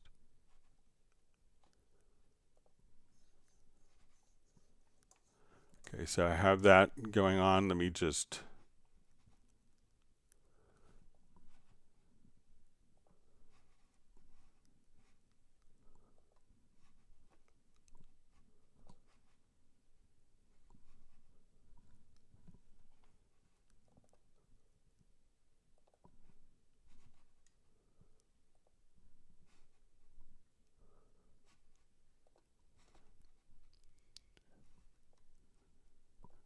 all right, so let's say we're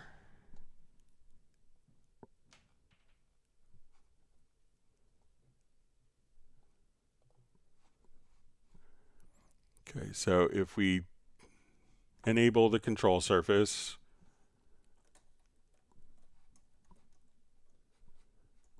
okay, so let me just, sorry, not doing such a great job today. Anyway.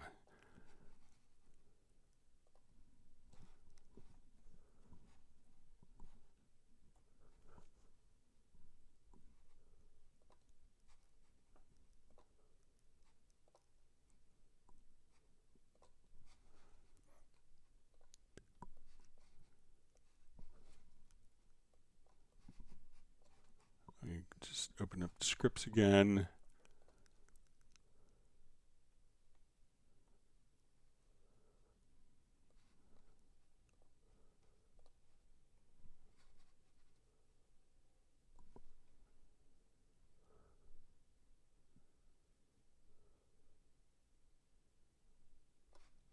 Okay, so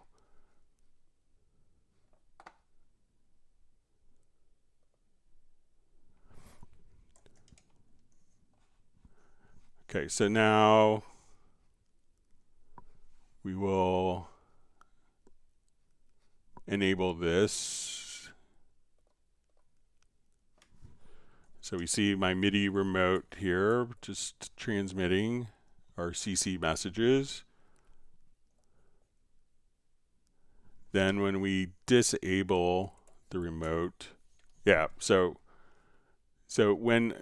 if you don't include, so I just made the first 3 faders transmit MIDI CCs, just like I thought it would work.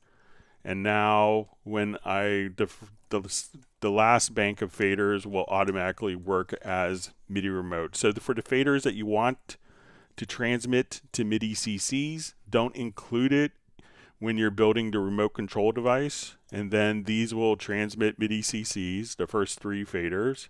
So fader 1, fader 2, fader 3, fader 4, 5, 6, 7, 8 will work as MIDI remote. So this way you could split a device to have different, so you could have one device transmit MIDI CCs for virtual instruments and another do MIDI quick controls and other functions. Sorry, it took me a while to get that shown correctly. All right, wonderful to see Mark Rabin checking in from Montana. Everyone give a big woof to Mark's dog, Stella.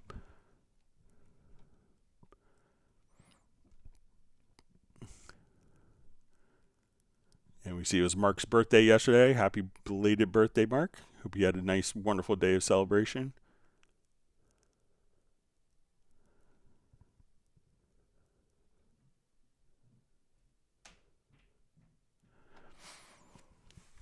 All right, so we see Millard Brown's question. If I hide VSTs in Plugin Manager, will that save time in the startup of Cubase, or must I physically uninstall them? So I think if we go to your Plugin Manager, so we'll go to your Studio menu to VST Plugin Manager, and I think that we could choose to, let's say if I come here, and I wanted to take this particular instrument, so I think that it would still take the same amount of time to boot up. Let me just see.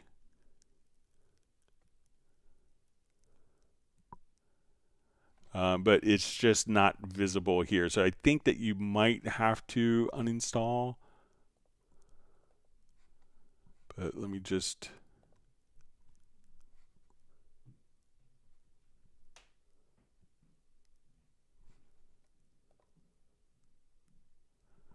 Yeah, so I think you could hide them, but they still will be, I believe that they are still loaded up. I haven't done a test just to make sure, but I think that they would still take the same time to load up.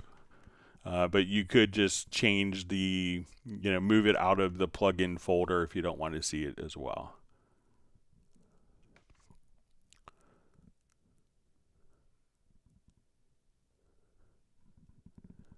And Mark Raven, it sounds like a great way to celebrate your birthday by writing a new song.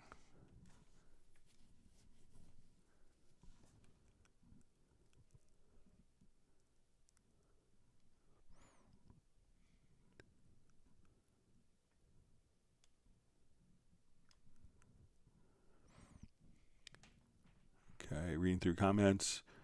All right, we see Gareth is saying it's raining in Bilbao, Spain. We're supposed to maybe get some rain for the first time in a couple weeks tonight, maybe.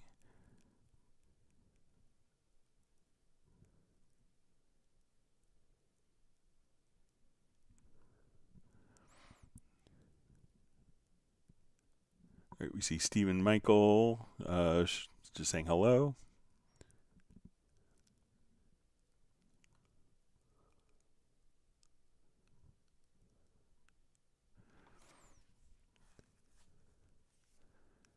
All right, so we see question, can you make a shortcut to turn off all plugin inserts at one time? All right, so I think we could do it in the logical editor. So let's say we have audio here, we have multiple inserts.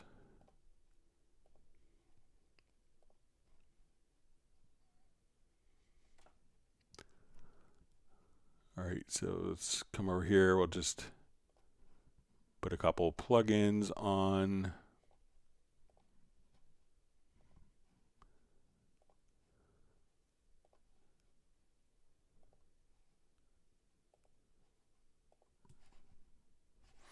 Okay, so there is a project logical editor way of doing this. So if we want to turn them off so that they're not processing, I think if we hold down, I think if we come here, that we could bypass the inserts. So let's say if we come to our inserts, I think if we click, so we could bypass the inserts, they'll still take, it's not a key command for that, but if you wanted to turn them all on and off, we could trigger it from a project logical editor. So I'm just going to save this as a preset quickly.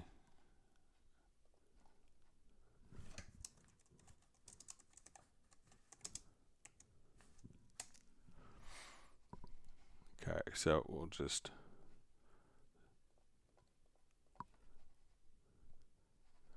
so I think in this case what we could do is, we'll again start from scratch. We want to transform, and we're going to say, we're going to insert media type. Let me just see, I may have the preset.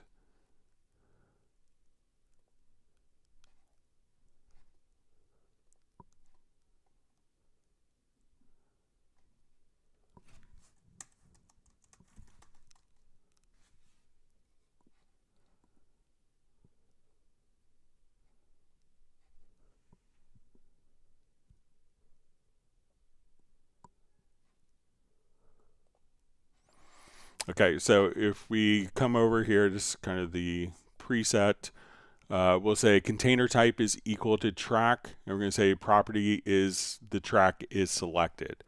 So under track operation, we want to say enable, we'll see enable send or insert slot by number. So what we're going to do is say we're going to disable insert slot 1. When it says enable insert slot by number, then we're going to disable 2, and we're going to do 3. Now we could also choose to toggle. So if we wanted this to toggle instead of disable, this way we could just turn it all on or off at once. So now when I run this, I have this track selected. I could now turn off, and this would actually disable, so that actually would cut down, and that would, that would turn off the extra CPU, the CPU being used for those. But again, we could just enable, so you want to say the selected track, we're going to transform, and under track operation, enable insert slot by number, we could choose to toggle or to disable or enable, and then you would choose the different numbers. I just did it through 1 through 16 for each of the inserts. So at this point, and we could save that and trigger this preset through a keyboard shortcut. So, and we could do that just by going into your key commands, and then you'll see under process project logical editor, you'll see all of the presets, and you can assign a key command there to do that particular function if you find yourself doing it a lot.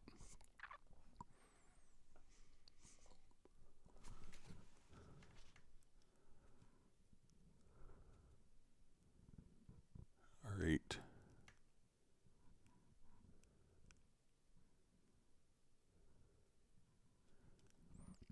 Let's see, Nick is definitely not sneaking off for coffee. So.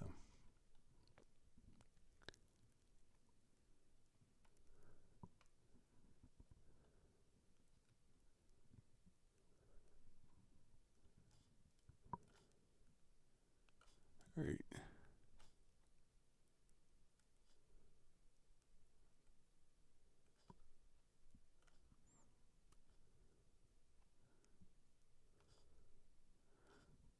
All right, my chat field jumped. All right, so I think I'm in. All right. back to where it was.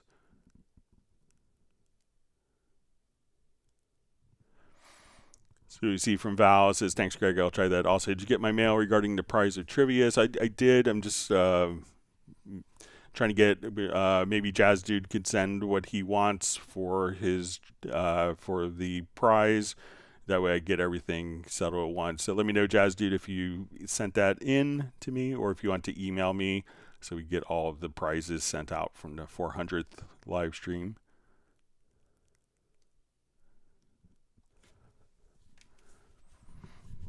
All right, so we see from Miller Brown says, question, is there a way to change the channel balance in the control room to compensate for crappy hearing in my right ear? So if you have kind of uneven hearing, let's go to our control room.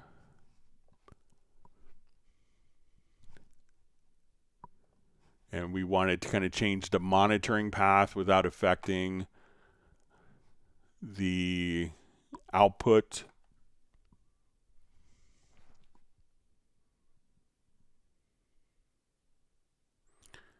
So let's just come to our main control room. We'll go to inserts and let's just come over here. And if we use kind of a simple panner,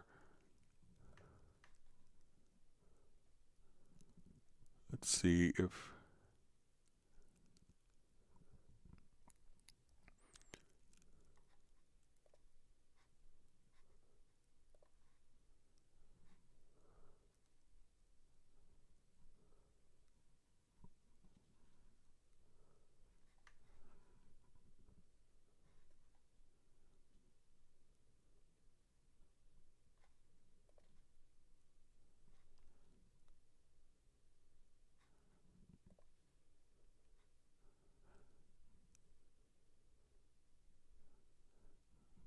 all right, so let's see if we do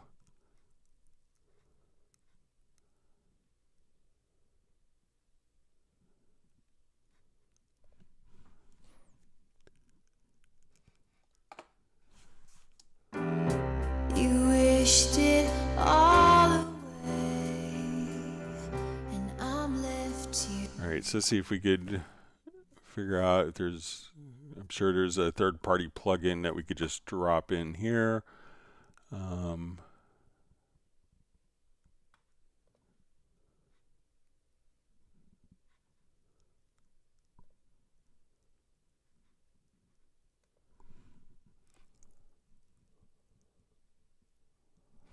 Okay, so let's take the, we'll make this, I'm going to go to the Imager plugin. So as we listen to this, it's not changing the panning, just kind of the width of the panning. We just need like a simple panner. Let's try the multi-panner here. So, all right, so we'll say our positioning. You were the party, the big event. I was your everything.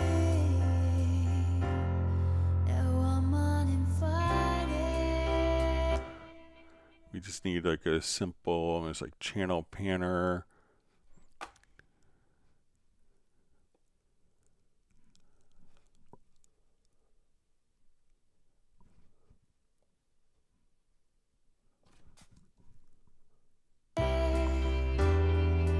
I'm on the outside looking in. You put the So we probably want it not to affect your mix here, but let's see if there's, if we choose, let's say if we do a Q mix,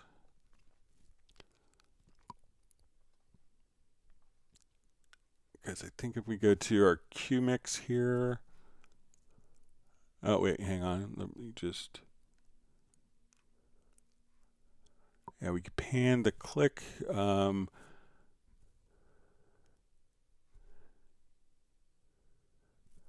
So let's come over here. So I think we could do it without a plugin. So let's say we're going to monitor.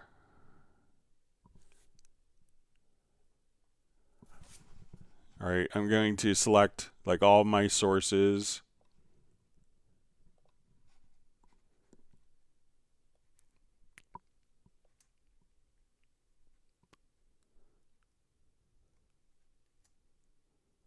Let's see if I could just do. All right, so I'm going to set my main output here to QMix 1. All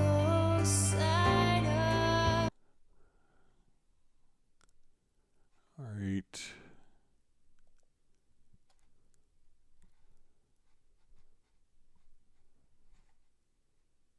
Okay, oh, we got the wrong channel. So let me send this to QMix 1.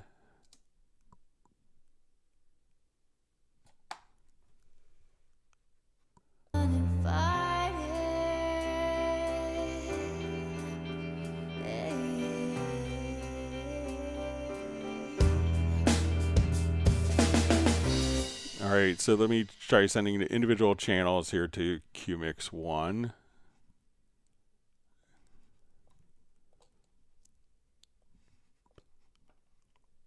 And basically we're going to mimic QMix 1. So I'm going to hold down the Shift key this time. Select all the channels.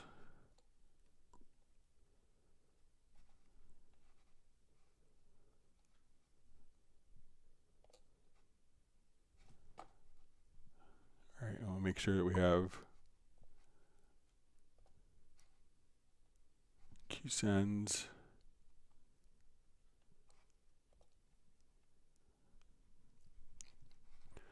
Okay, so now we'll come over and we're going to activate all cues.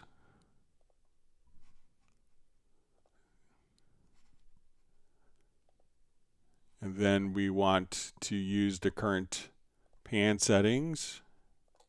And let's say our current mix levels.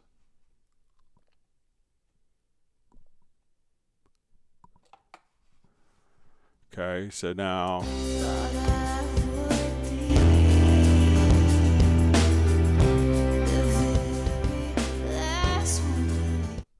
all right, so now we have our Q mix here. Then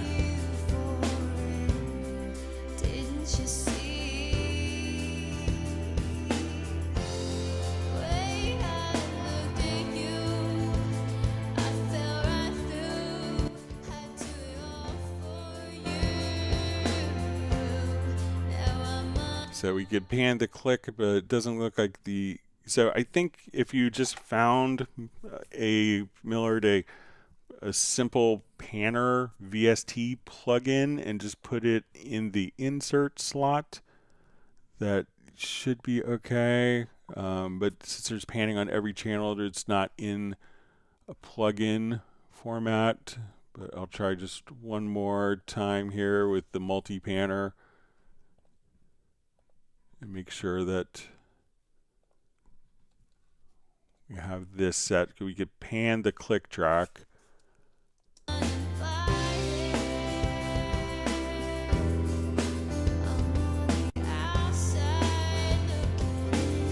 Yeah, so if we just come here, use the VST multi-panner on the insert for the main area. So I was doing it in the phones. But if we go to the main area as the insert, then you can pan. If you're here more out of your, you could change the panning to kind of make sure that it's making sense. So you don't have to set up a Q mix. Just go to the main area and click on the inserts and do the VST multi-panner. And at this point, you can monitor, and this doesn't affect like your exported mix.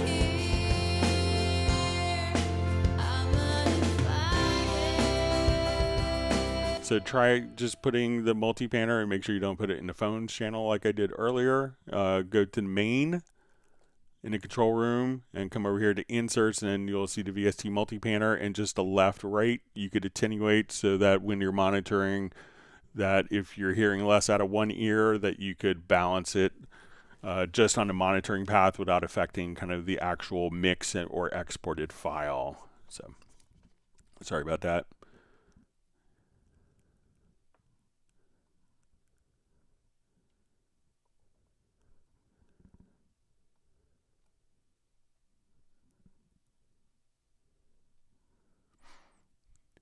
All right.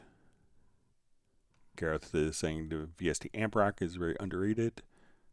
That's a great one.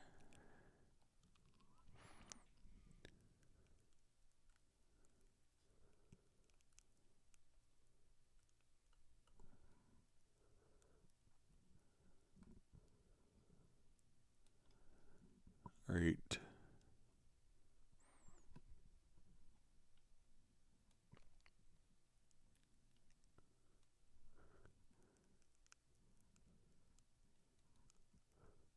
All right, so we see from Keys for Life, how to route a drum MIDI event, please. So, you know, it will depend upon the actual track or the MIDI, where the source of the MIDI is coming from. But yeah, if we have something like, let's say we go to an instrument track, we have Groove Agent SE, we'll show you this. So it's the routing would be done kind of internally within the instrument. So if we want to go, let me just do like a quick beat agent kit since we did. So now that we come over here, we could say, we just make sure, okay, that we're on mix and take off my multi-panner. So now like within beat agent, you could just come over here, select a pad.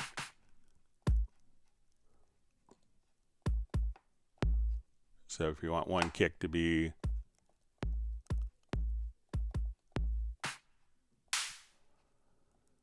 so it's going to be on the source itself of how the drums will be panned. So let me know if that makes sense. All right, wonderful to see Pertti Komenen in from Finland. Glad you can make it.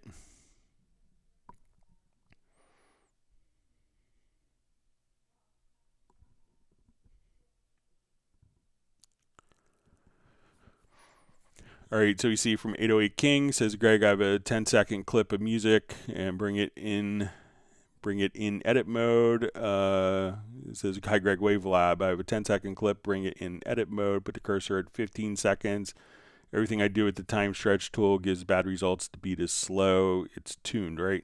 So let's go take a look. We'll do just a short segment here.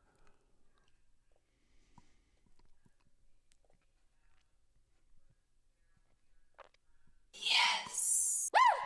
Tell me, do you wanna take me for? Couldn't deal with all this pain, yeah. I wish it all could change. I wish it all could change. Okay, so I'll drag this file in. I'm the one that needed closure. Pray for a resolution. Couldn't deal with all this pain, yeah. Couldn't deal with. All right, so let's say we'll change my tempo here to 95, and listen to the projector. Couldn't deal with all this pain, yeah. Couldn't deal with all this pain, yeah. Okay, so I'm going to edit this in Wavelab.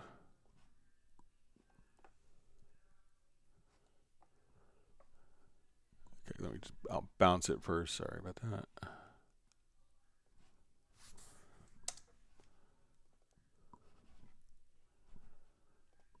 Okay, so edit in Wavelab. So realize if you're taking something from 10 seconds to 15 seconds, it is a 50% increase. All right, so let's come over here. Couldn't deal with all this pain, pain, pain, yeah. Couldn't deal with all this pain, pain, pain, yeah. Okay, so let me just...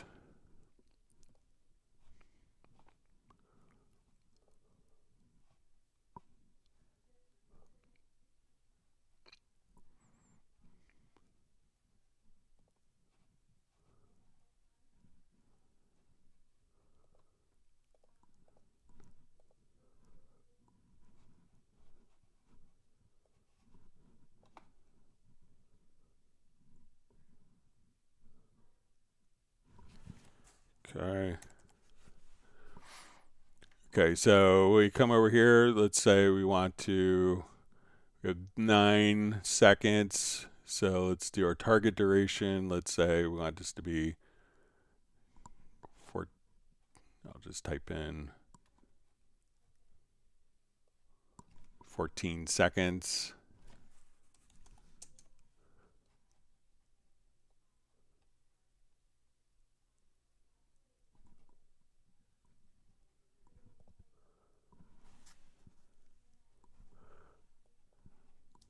Couldn't deal with all this pain, pain, pain, yeah. Couldn't deal with all this pain, pain, pain, yeah. So if we wanted to listen where we were originally. Couldn't deal with all the pain. So here it's kind of the original. Couldn't deal with all this pain, pain, pain, yeah. Couldn't deal with all this pain, pain, pain, yeah. All right, and then we could also just kind of come over here. So let's say we want this to be, again, 14, going about the same distance. Couldn't deal with all this pain, pain, pain, yeah. Couldn't deal with all this pain, pain, pain, yeah. So I think that sounds pretty decent. So, but let me know if you're doing it differently. But, you can definitely use that on a record, I'd say.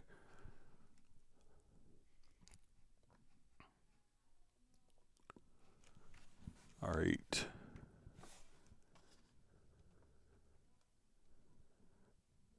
All right, Gareth wants people to score the like button.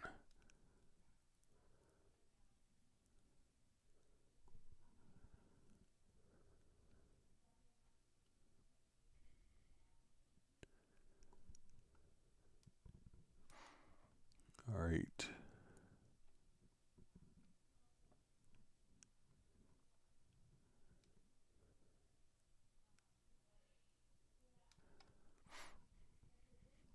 All right, so we see from Keys for Life. Hi, Greg. How to route MIDI events of each element in the drum editor to individual channel in mixer, kick, snare, hi-hat, for example. All right, so when we come over here, if we're in Groove Agent, so let's say if, we have a particular pattern here, so let's say, and I'll just reload that kit quickly here. So let's say we have a pattern going on.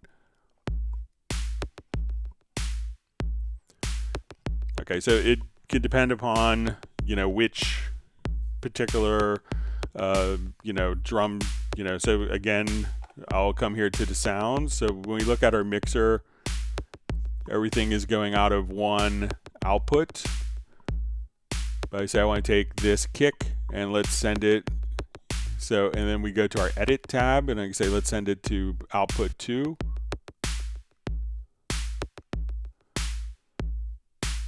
So let's say I want this snare to go out of output 3. I want this sound to go out of output 4.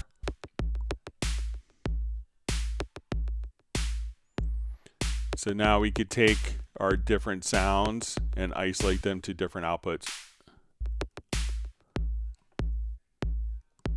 So you would do it within the instrument itself. So that's how you could do it inside of like a beat agent kit in Groove Agent. If we loaded a different kit, and let's say we wanted more of an acoustic agent,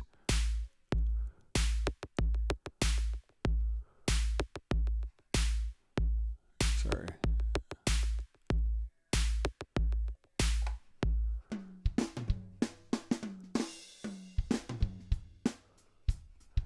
So in acoustic agent kit, I would come over here and go to the mixer under like the instrument, go to the mixer, and then you'll see like your different outputs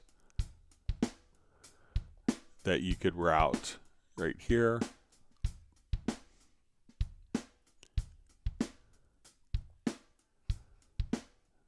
So now at this point, as Groove Agent is playing, we could just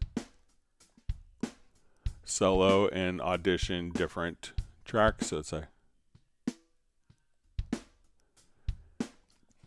and you hear that we have like the natural, like we're talking earlier about, you know, being able to replace. You can still hear like some of the other tracks bleeding through, and that gives kind of like the natural, real sound of like the acoustic drums right there. So you could choose to do it, you know, either in two different ways from the beat agent or the acoustic agent. But you just do it within the instrument itself. And second question, how to use other DAWs as VST inside of Cubase. So I'm not sure if other DAWs, I think FL Studio used to, or Fruity Loops kind of started off also as a VST. So if the other programs run as a VST, I don't think most of them do, then you could just load it up as a VST instrument inside of Cubase. But again, I don't think most of them do. Maybe FL Studio or Fruity Loops, whatever it's called now.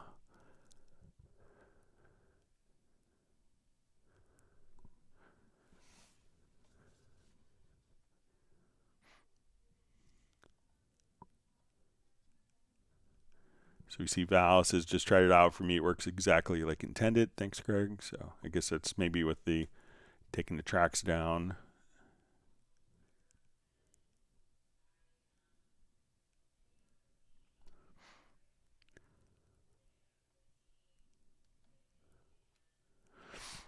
All right, Keys for Life also asks,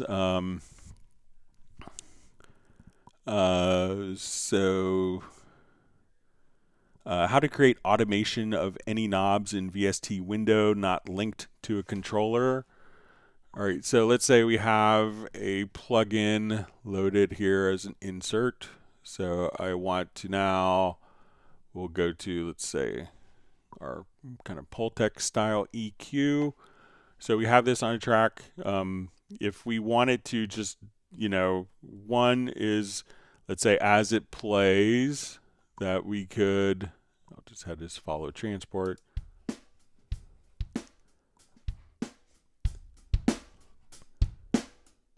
So if I wanted to automate a parameter, I would have to do is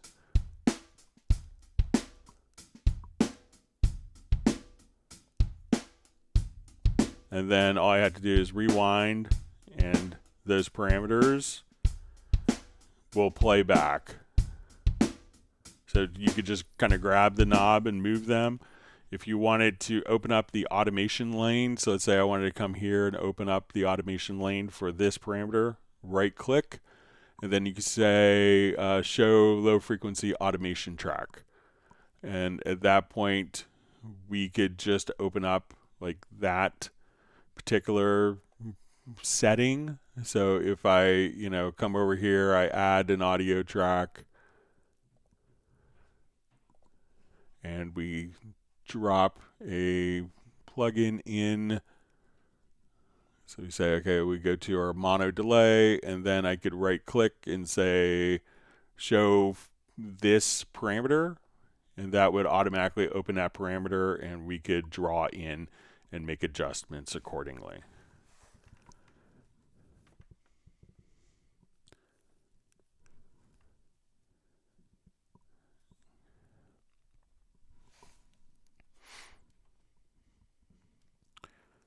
All right.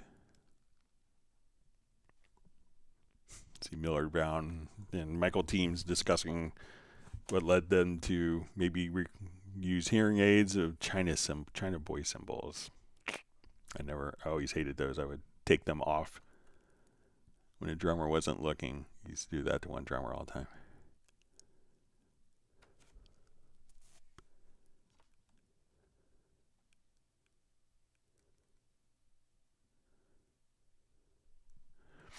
All right, so we see, hi Greg, is it possible to nudge MIDI notes by semitones using the keyboard? I could do it for a full octave with shift plus arrow up down, but not for smaller intervals, thanks. So I've always had the capability of when we have MIDI notes in, so I'll just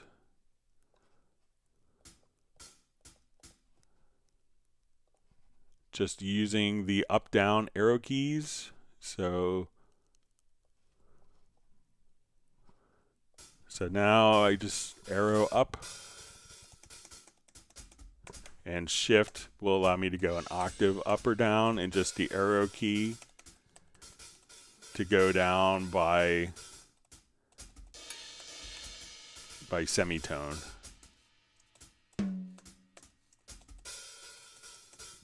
So just try the up down arrow keys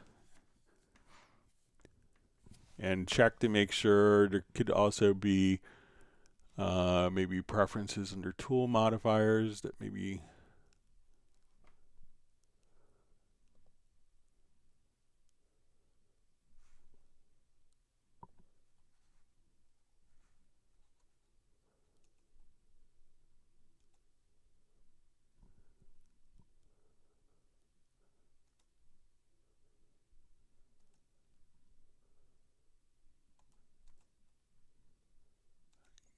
see if it's,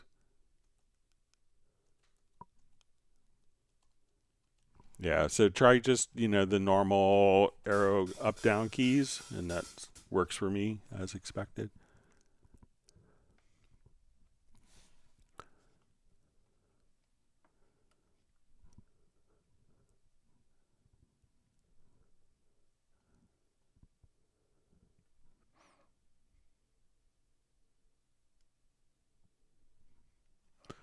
All right, so we see Keys for Life just says about running other DAWs as plugins inside Cubase. So there used to be kind of a technology called Rewire that was developed by Propeller Heads. People do Reason Studios. I guess they're Reason now, Reason Studios or Reasons. But Rewire was discontinued by them. So that technology was kind of went through end of life process.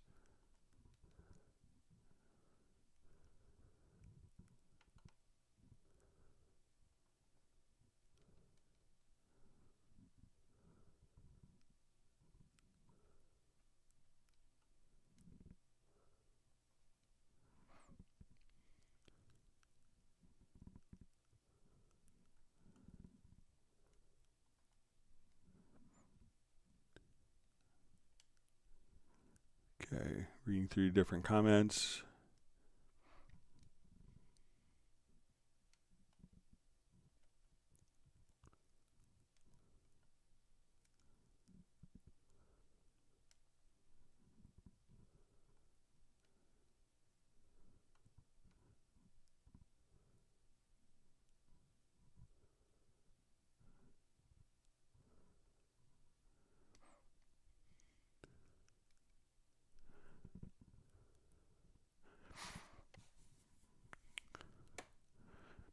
Okay, so we see from DS London, says, hi Greg, I'm trying to sync two computers with Cubase 11 Pro and Cubase 13 Pro. I tried MMC and MTC with no luck. So you should be able to do, MIDI timecode between the two. If you have a audio interface that has digital connections, probably the best thing you could do for sample accurate sync without spending a ton on clock is use VST system link between the two programs. If not, what you have to do is simply have one kind of be the primary. We'll call that the we'll call it a primary and secondary time, that one is going to follow the other. So what you need to do is go to your project synchronization setup. You need to set in Midi timecode. Now, what you need to do is and we don't want to send Midi clock. We're going to send Midi timecode. So we're going to say our Midi timecode destination. We need to send it out from Cubase. So to figure out what Midi interface that you want to send Midi timecode out from one qubit, let's say Cubase 13. We want that to be the primary, and we want the Cubase 11 computer to follow. So we're going to send Midi timecode out of one destination, and that's going to go into a different computer. All right, so if you have it on a different computer at that point, wherever that Midi is going into, the Midi interface where the physical cable is connected to, at that point you want to say on that computer that your Midi timecode input is coming, so the input, let's say the output from Cubase 13 is going to the input here on Cubase 13. So at that point you want to go to your transport and activate external sync. Now also, as you do this, something that's really critical if you're doing digital audio between the two, which is common, is you go to your studio setup and you need to have the two clocks to resolve to each other. So you're going to need to connect a digital connection. It could be a BNC word clock. It could be an ADAT connection, AES-EBU, SPDIF. And then we could just simply, we need to say that the computer that's following, let's say Cubase 11, is chasing the playback of Cubase 13. But we need to align the clocks. So my interface I'm using doesn't have a digital connection. So you need to specify where the clock is coming from the primary computer that's being chased. So you need to not only configure the Midi and the physical Midi connections between the two, you need to activate this sync. And if you're dealing with digital audio, you need to resolve the clocks. So the computer that's chasing, you need to connect a digital connection, either a BNC word clock, SPDIF, AES-EBU, or ADAT, a digital audio connection, so that the two clocks resolve. When you hit play in a primary computer, the other computer will chase it.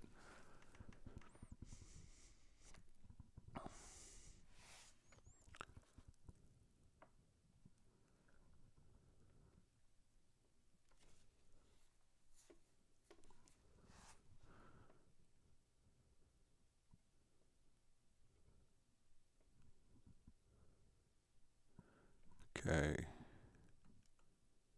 Right, reading through comments.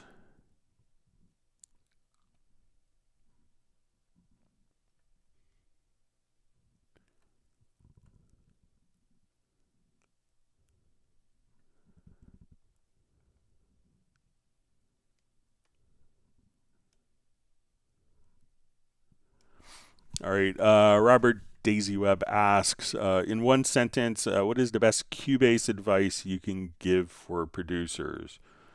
A real simple one is just hit record.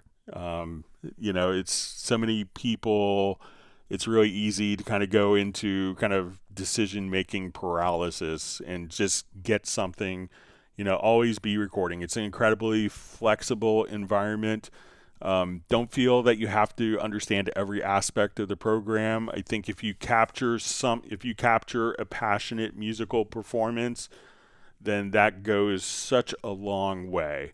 So kind of capturing a musical performance is a great thing to do.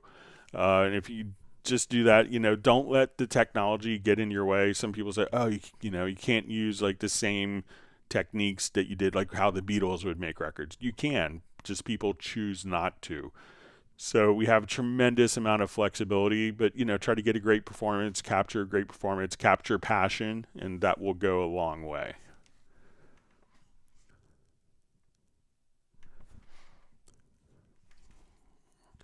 All right, reading through some comments. I'm going to check one thing very quickly here.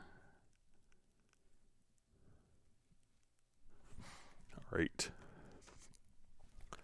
Making sure my wife left to get my son at camp. All right.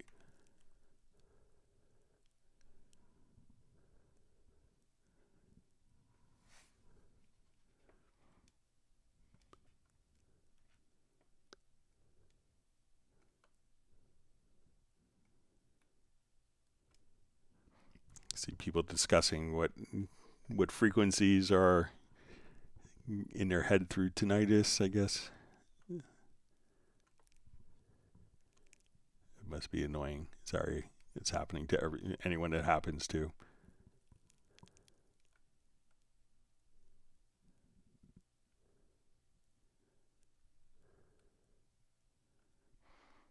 All right, wonderful to see Brian Sawyer on.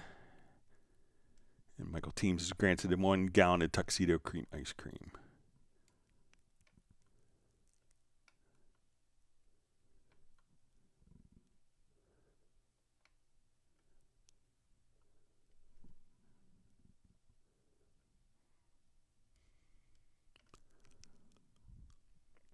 All right, so we have Senthan Arumagam sending greetings from Malaysia. Thanks for joining us.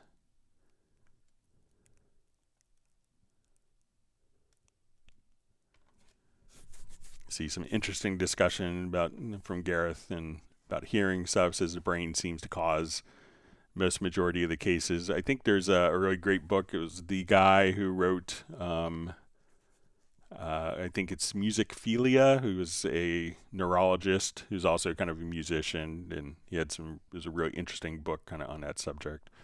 I know my grandmother at some point when she was losing her hearing would have kind of songs that she would sing as a child in church, and that was constantly playing in her head to almost to stimulate her kind of what she was missing from not hearing. So, but yeah, check out, I think it's Musicphilia is a great book on this subject, kind of linking kind of musicians' brains with neurology.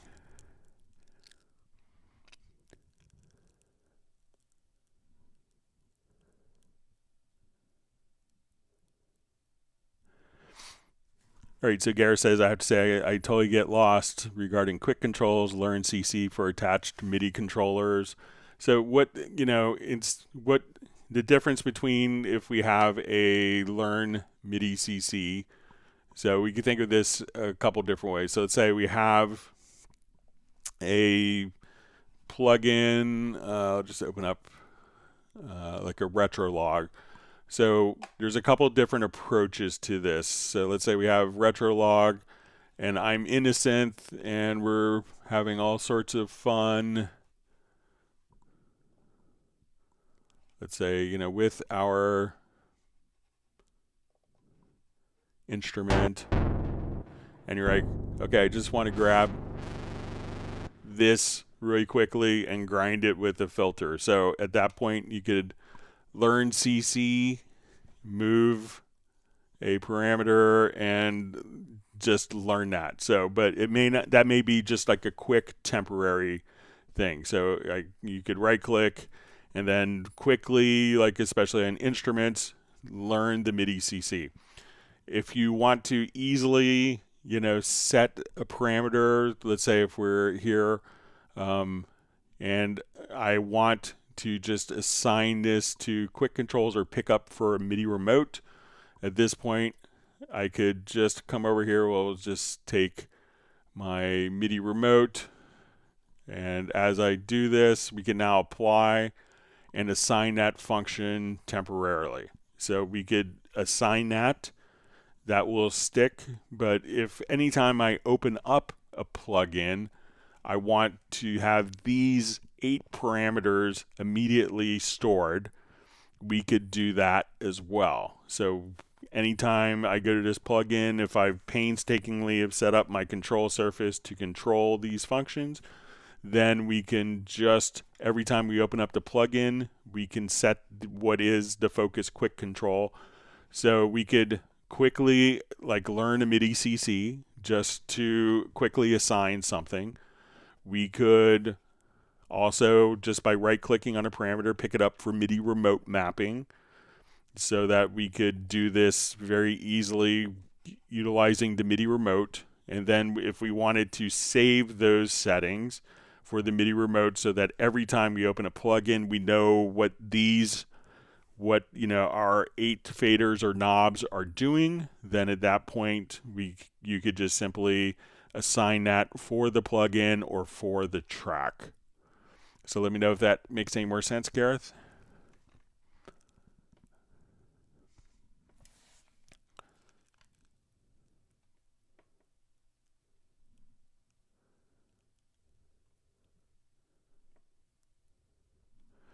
So we see from Senthan, just says, watching Cubase live stream helped me a lot and also inspired me to stream my own composition session. Thanks. Well, glad I was inspirational. So thanks for sharing.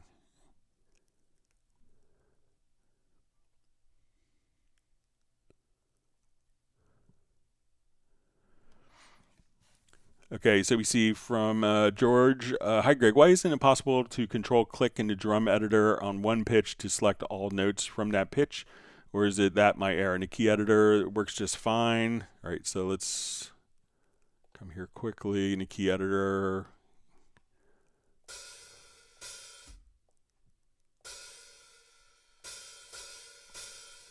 So I think in both, if you hold down Shift, that will select all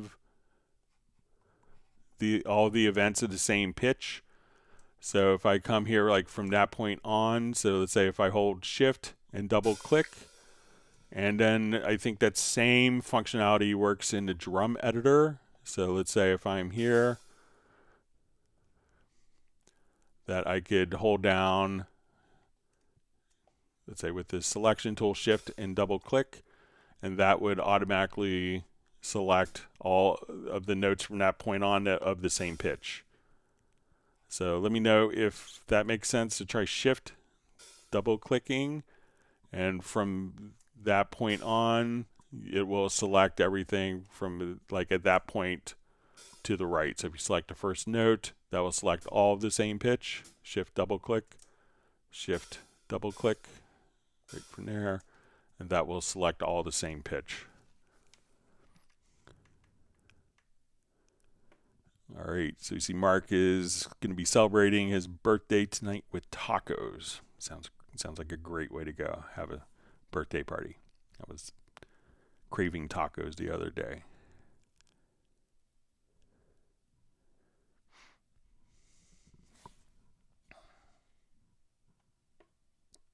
We hope that Stella has gotten you a great gift of happiness on a nice walk to the stream.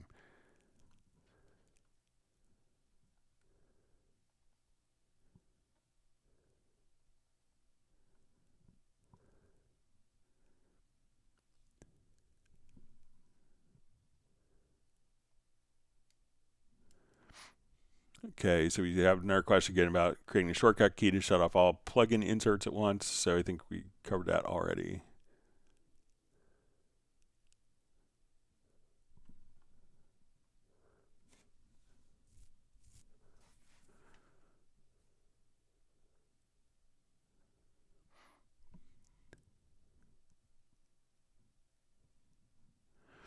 All right, so Gareth is just saying, I would appreciate a comprehensive cue controls MIDI mapping to a NanoKontrol plugins and instruments specialty class. All right, so let's say if we have our NanoKontrol here, so go to my MIDI remote, we see my NanoKontrol. I'm going to put this onto focus quick controls. So each of these 8 faders is doing quick controls. So I'm going to open up a plugin. So let's come over to a Revelation. I open up this plugin. So now these are focus quick controls. So when we assign these, and it's introduced in 12, we can see that these are going to be set up for our focus quick controls. So this, close this. So now I have this plugin open, and as we go to, we can see what our quick control assignments are. So without me having to do anything, we say, okay, this is pre-delay, room size. So we can just adjust these parameters automatically. And if we wanted to change those parameters so the next time we open up the plugins, we could do that. I go to an audio track, and let's open up our audio track. So right now, this window is my focus. So we could just come over here to our quick controls. If you right click, we could just say we want to, there are presets. So I'm going to say, okay, for my audio tracks, I want volume, panning, etc. So now when we go to this particular audio track, we open it up. My quick controls are automatically mapping. I go to a plugin. So let's come to my chopper plugin. So now this plugin has my quick control focus. I come over here. Now my quick controls are controlling the audio channel. I click on a plugin, it's controlling the plugin. So this way you can kind of seamlessly navigate without having to endlessly assign different parts and different controls to each plugin.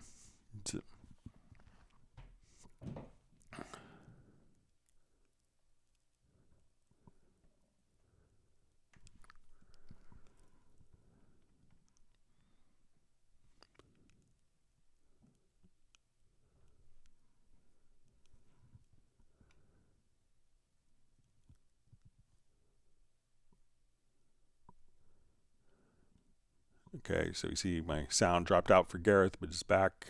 So glad to hear that.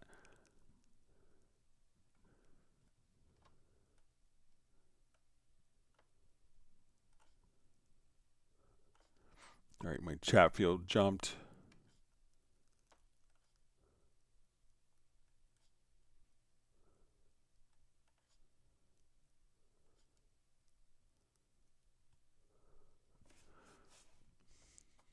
Okay.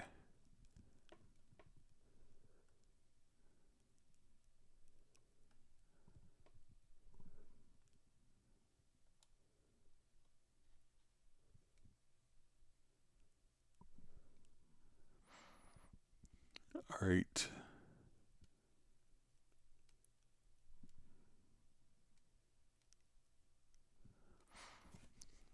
All right, so you see John Costigan just says, speaking of loudness, he has a question that's directed to Michael Teams.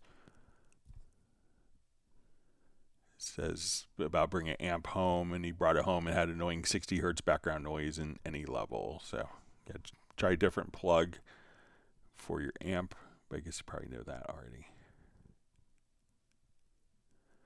All right, so you see Jazz Dude says, sent the email already last week, so I'll look for it. Again, thanks for doing that.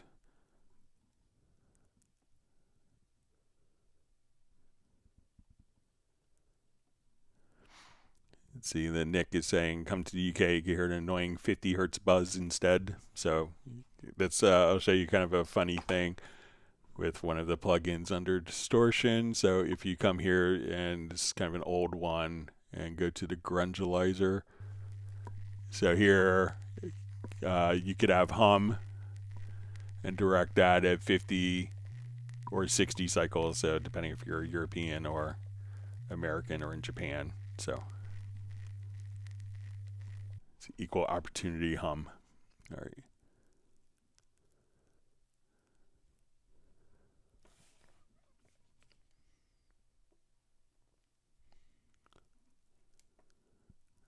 Okay. So yeah, thanks Jazz Dude for letting me know you sent the email. I'll look at that. Thanks for the date. All right, so we see Steve McRae Music says, why don't I have a Cubase t-shirt? I don't have one either. So, but You could probably buy one somewhere. I think sometimes it was always, whenever they had them, there was always like someone would put it in a warehouse for a trade show, and then they would, find the shirts like 3 years later, kind of thing. So,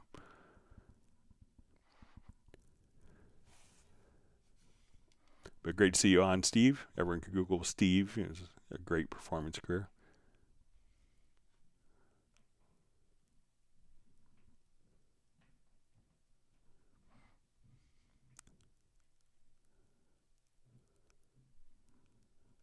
All right, wonderful to see Cubase X on.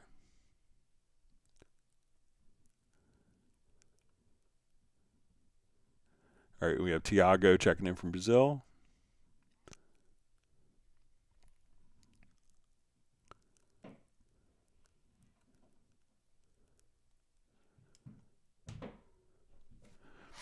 All right, so we have a question from, it says, another question, Greg, if I create multiple adjacent copies of MIDI events, drag from the square on the right, can I convert them to shared copies, or shared copies only and arise from the initial Shift-Alt-Drag? Thanks. Yeah, so it's only going to be the initial one.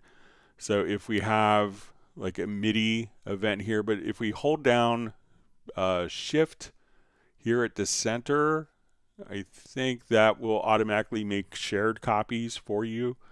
So if you have a bunch of copies like this, just delete them, hold down Shift and grab the right center edge. And then if you hold down the Shift, that will automatically make shared copies, which is what we see when we have this little icon here indicated. So you can't make an existing copy into a shared copy, but it's, to come over here and just say delete, hold down Shift, and drag. That's not so hateful a workflow.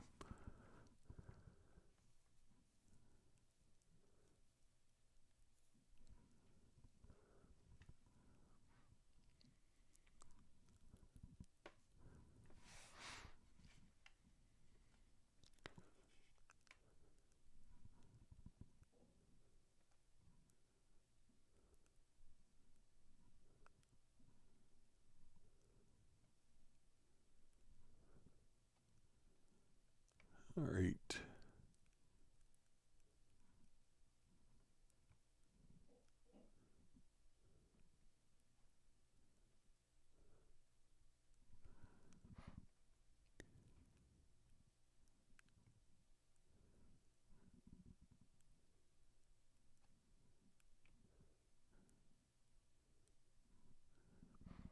Okay, reading through comments. All right.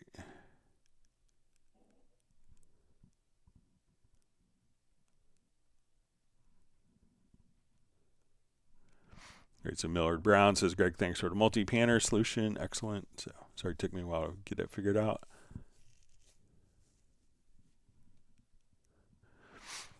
All right, so we see, hi Greg, hope you're doing well. Could you please explain proper optimization tips for achieving the best recording of external instrument into a Yamaha UR22? So if you're recording like from a keyboard, generally keyboards are going to be line levels. You'd want the mic breeze to be all the way down, and you may have to bring the levels down depending on the output level of the particular instrument. Each instrument can have different output levels.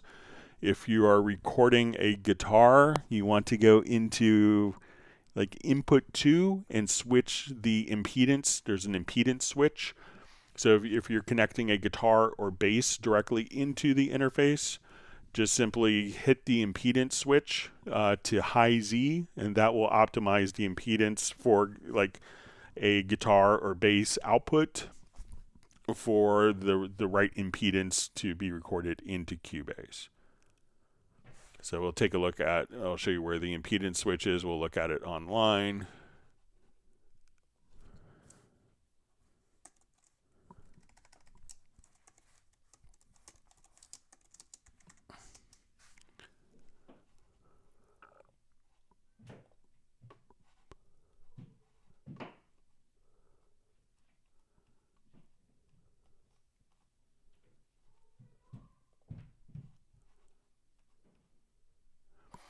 So so right here, you'll see this high Z switch for input 2. And you could just hit that switch right here, and that will automatically give you kind of the best optimizations for the right impedance levels for guitars and basses plugged directly in.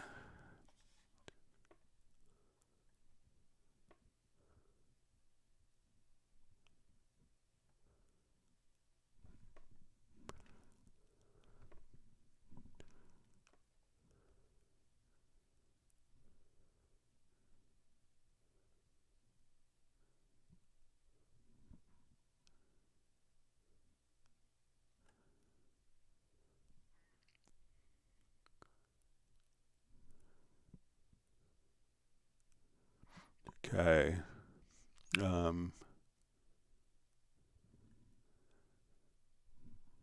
Okay, so we see Gerald Ely has to step out, but he liked the information and differences between the acoustic and beat agents and groove agent.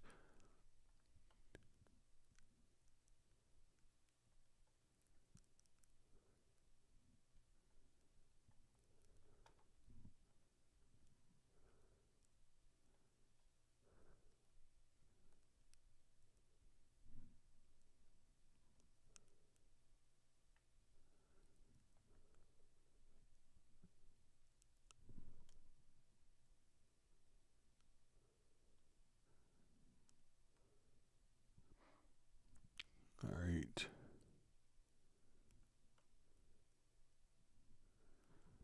All right, so we just see someone saying, everyone in here needs Lander mastering, seriously. So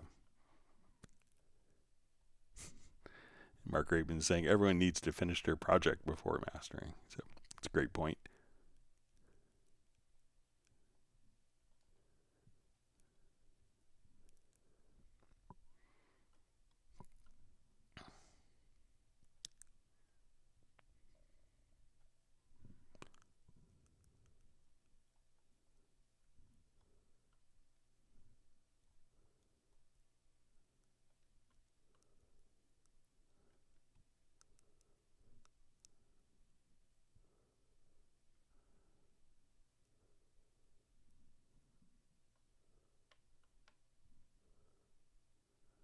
Okay, seeing some discussion, people not liking online AI mastering.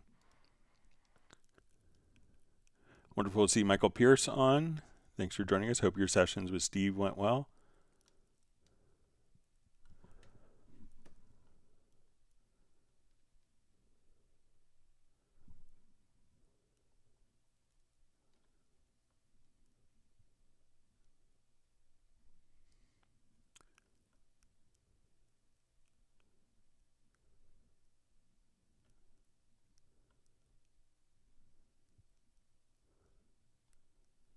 All right, still reading through comments.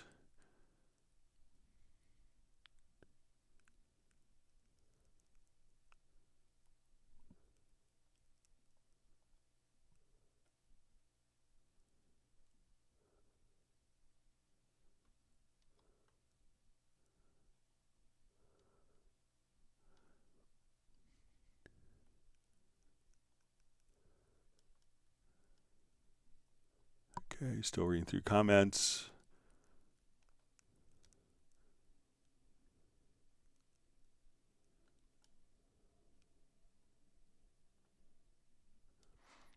All right, so we see from DaVinci Girl, lots of end of live inside Cubase, the reason we did not upgrade.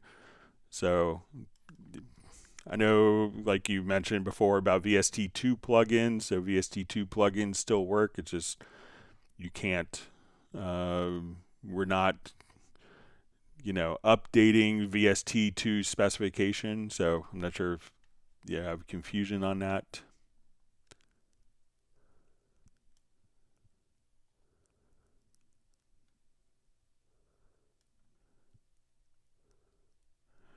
All right, so Ace Amadeus says, hi, Greg, I missed the Teddy Riley Zoom. Is there a link available to view that session? Thanks. Yeah, I haven't heard back from Teddy if he's okay with sharing it yet, but I do have a list of people that have emailed me that want to copy, so I have a list as soon as I get kind of permission from Teddy.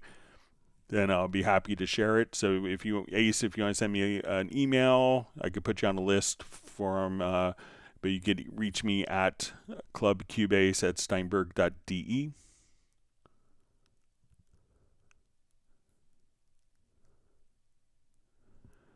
All right, you see, hey Greg, just wanted to say I'm back, fresh out of the hospital, fun playing with kidney stones, but didn't want to miss the live stream. Best to all my Cubasers. Sorry you had to go through that. It's no fun. I hope you're over, kind of out of the painful part.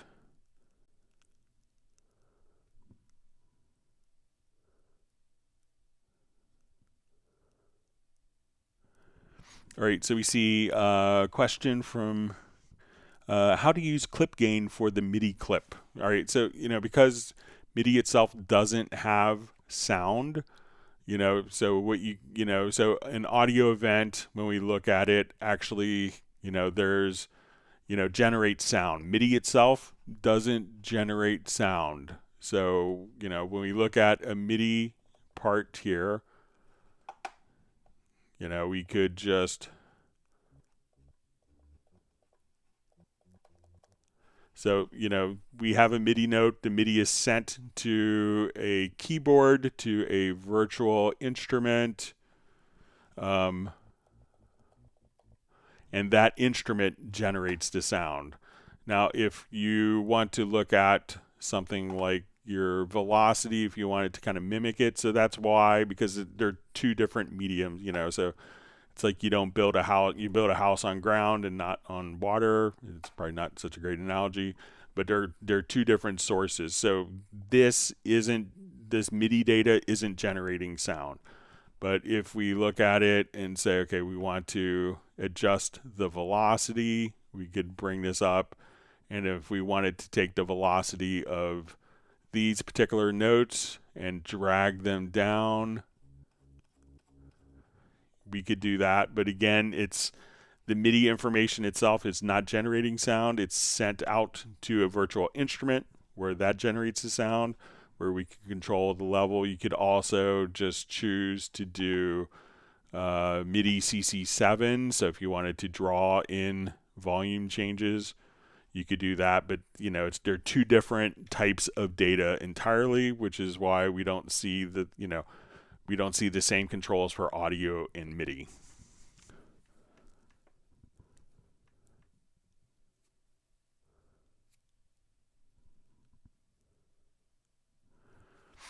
So we see from Taha Bilge, hi Greg, does Cubase support pitch wheel over different MIDI channels in a single track?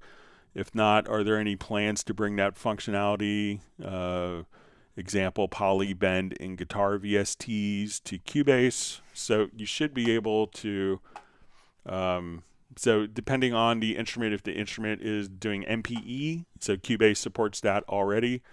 So but let's go ahead and try, I'm going to set a MIDI channel here to any, so I'm going to draw in some pitch bend. So on the MIDI channel, I'm going to set this particular instrument here to any. So let's say if I draw in pitch bend here, I could now, let's see if we're going to look at this in the list editor.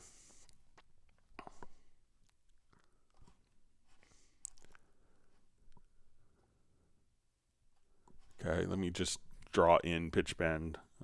Sorry, I drew in CC7. I'll just create a new part.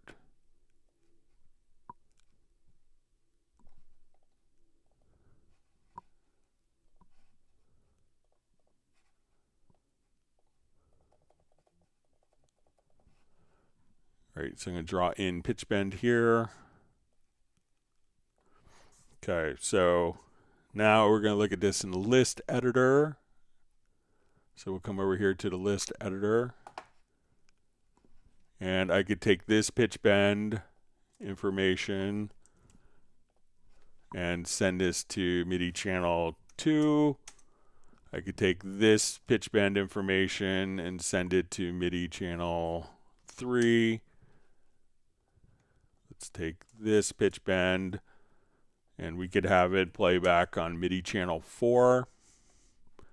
So let me see if it's actually changing it here. Yeah.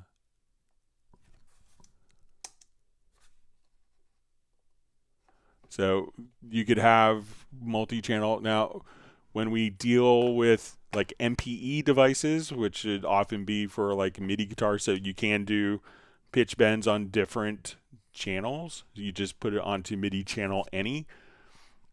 But we could also just come over here, let's say on, so if the guitar instrument, you know, some of the new MIDI MPE or MIDI 2.0 stuff, Cubase already supports. So this way I could come over here, double click, and if we go to our note expression, we could say, okay, I want to do pitch bend, and Cubase is the first program that's done this since Cubase 6 or 6.5.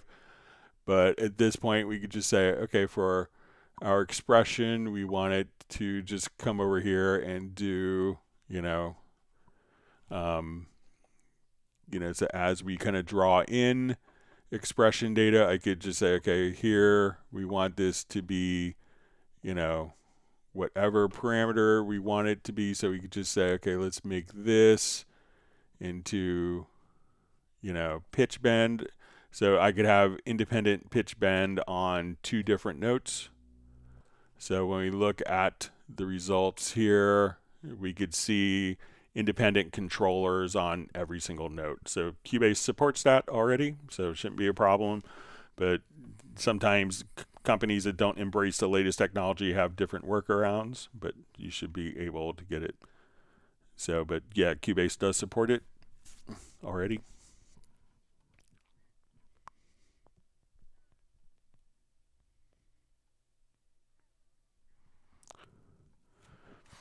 All right, so we have a question. Is there a way in which an effects track or any other track can control the level of what is sent into a group track, like the master fader track in Pro Tools? Okay. All right, so let's do a new project here.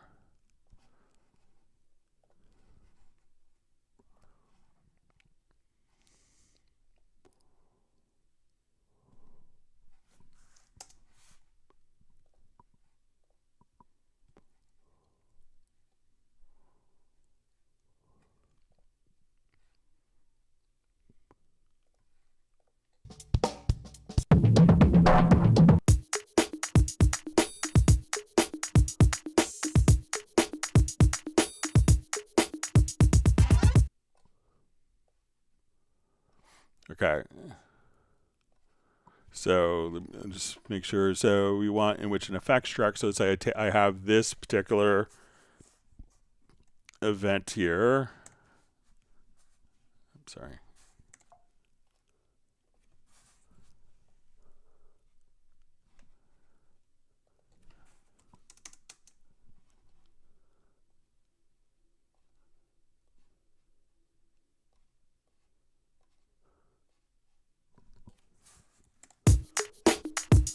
All right, so I want to send this to a reverb. So I'm going to add an effects channel track here.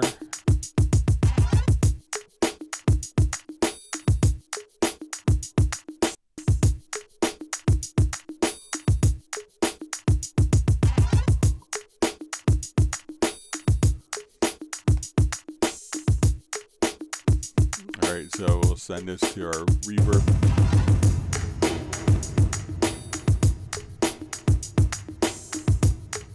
Okay, so we have way too much reverb now. So control the level of what is sent to the group track. So I'm not sure if you're using an effects track or a group track for the effects, but once we are here, once we have an effects channel track, we could have it be dry, and then we can use the send to send more of the effect to this. And when we look at our mix console, this will be our effect. This is our effect return channel. So if I wanted more of the effect to be louder without affecting kind of the balance between this channel that's sending to the effect, and I wanted more effect to go here. So, and again, you could just come over here, select a track and say, you know, add effects channel track to the selected channel, and that would automatically route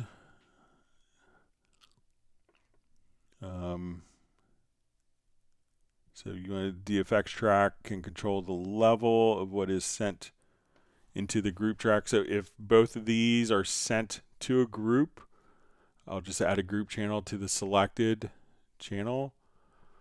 So, and again, you can just use this balance right here of how much is being sent to the group.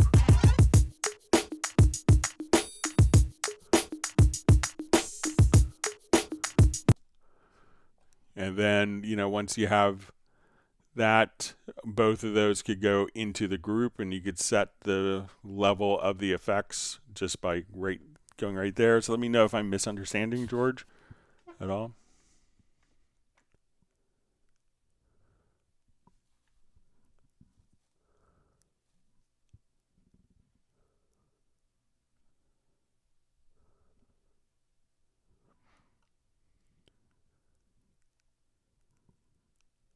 All right.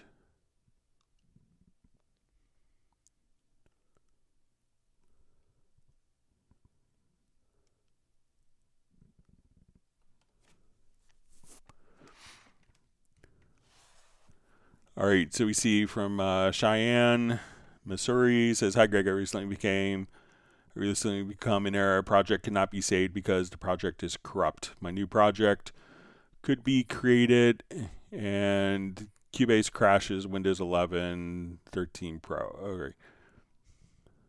Okay, so, you know, if you run into a situation like that, often what you could do is save a new version of the project. So we'll say July 9th.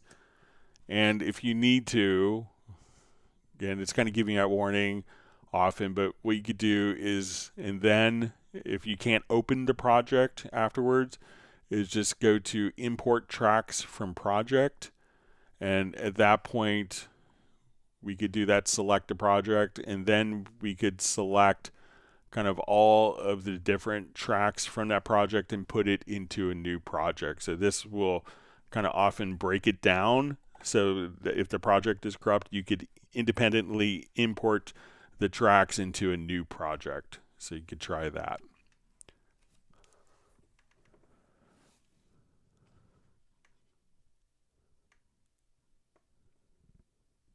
See, Taha Bilge says this is the book Greg is referring to. So you might not be able to post a link. Maybe Jazz Dude could post a link for Musicphilia.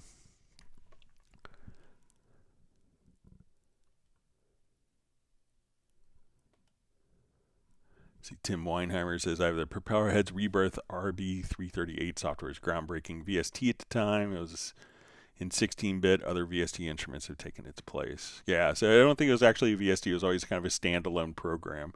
And then you're able to kind of use Rewire to run that in sync. But yeah, that was actually a Steinberg product at the time.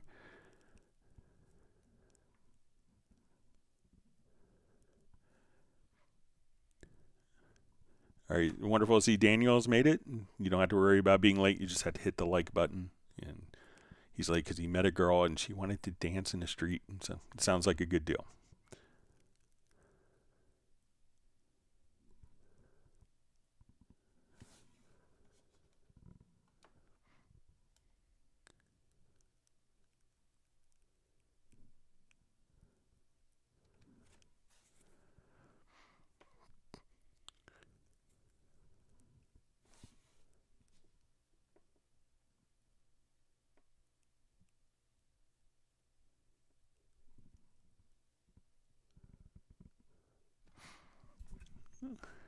All right. So we see from Mark Rabin, what's the best way in Groove Agent 5 for snare kick toms from kit 1 and cymbals from kit 2 to render to... Okay, so let's take this.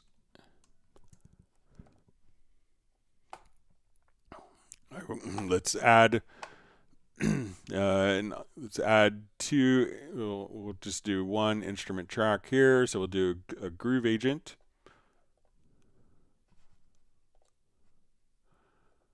Okay, so let's say I want to load in, let's say, vintage kit here.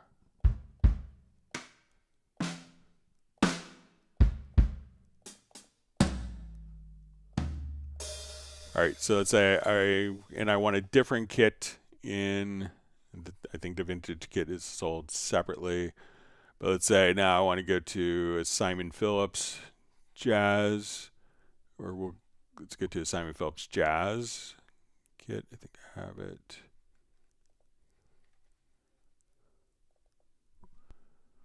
Okay, so let's say here, I want to use the snare. So I want to use maybe the snare from this one. So I'm going to add a MIDI track. Start this on channel 2. So now when I play, we're playing, and now we have this on channel 2. So let's say I want to now, we'll do a quick pattern between these two. Okay, so I want to take, let's say, kick from here, and I will go ahead and we'll do the drum maps from Groove Agent. So we're going to create a drum map from the instrument, create drum map from instrument, and Groove Agent, that's automatically created for you. So we'll look at, let's say I want kick from the vintage kit, and I want, let's say from this one, I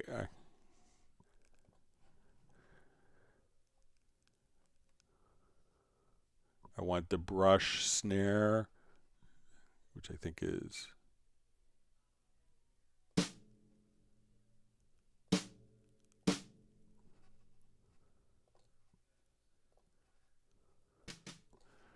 all right, so now if I wanted to play these two,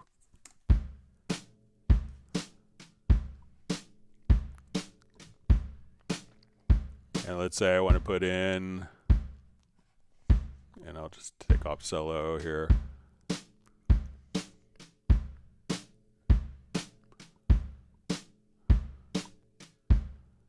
And we'll put in, let's say, a hi-hat.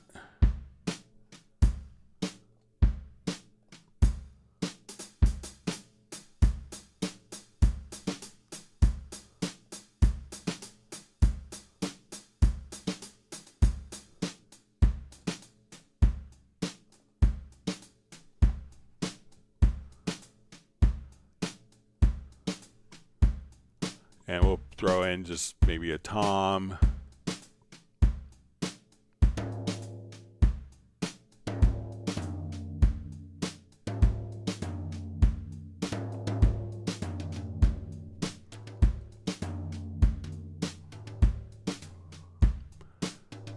Okay, so if I wanted to render these separately, I'm going to come to this one. And let's go to the mixer. So I want the kick to go out of output 2, and let's say my hi-hat out of output 3. And I want the rooms to go out of output 4. I'll select this kit, and I want the snare to go out of output 6, or I guess we'll do output 5, and our toms to go out of output 6. So I'm going to select both of these events, and we'll come over and do a render in place. Go to our render settings. I'll do channel settings. me see if I had mix down selected by accident. Okay, so I'm going to uncheck mix down, and now we render, and now we could have our kicks.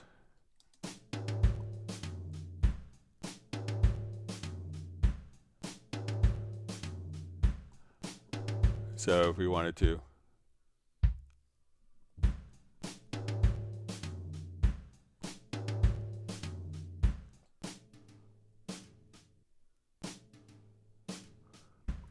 So that way you could just render multiple Groove Agent kits kind of mixed and matched.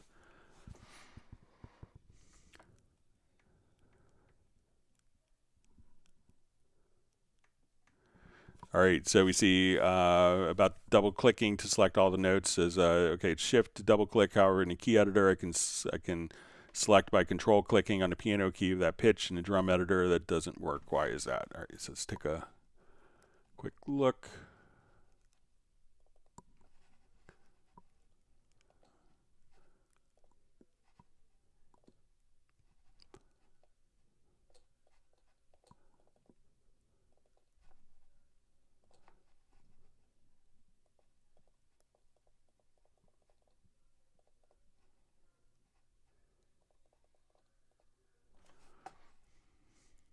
All right, so we come here. I think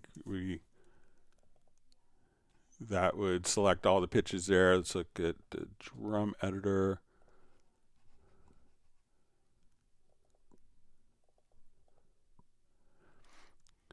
So so it doesn't work the same way, but it's going to be on the particular events.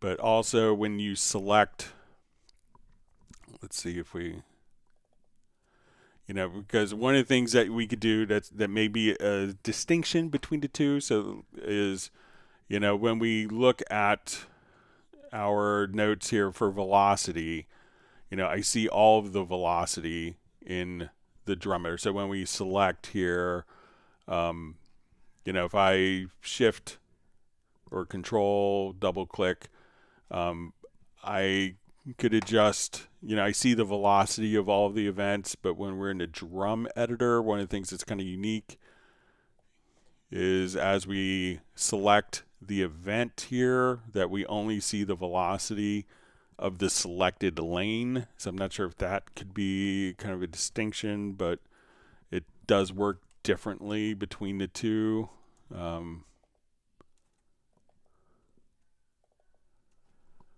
And also here you have the ability of soloing individual parts, individual sounds that you don't have in the drum in the editor, but just shift double click and that will select all the notes, whether you kind of click it here or there, but that methodology will work consistently between the key and drum editor.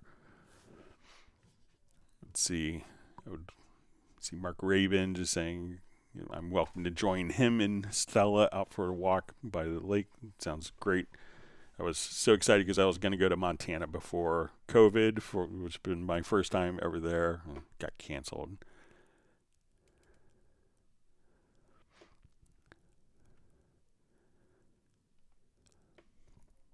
All right, so you see Michael Team says, Greg has me looking for a NanoKontrol now. So it's kind of a fun little device. And for me, it sits right between my computer keyboard and my Midi controller. So it's kind of fun.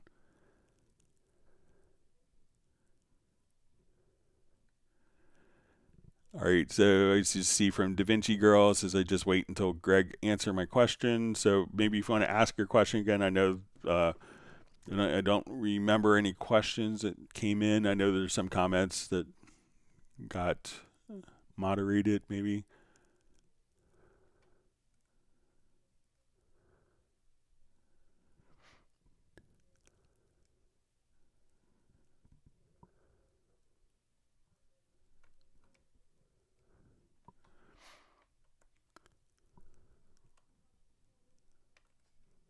All right, my chat field just jumped.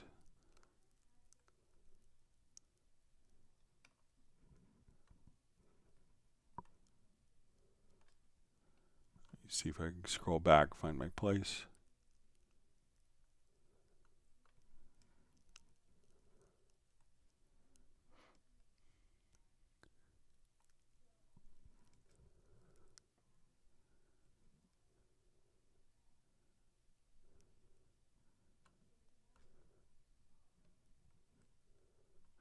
Okay. All right, so I think I'm back where I was. Sorry about that.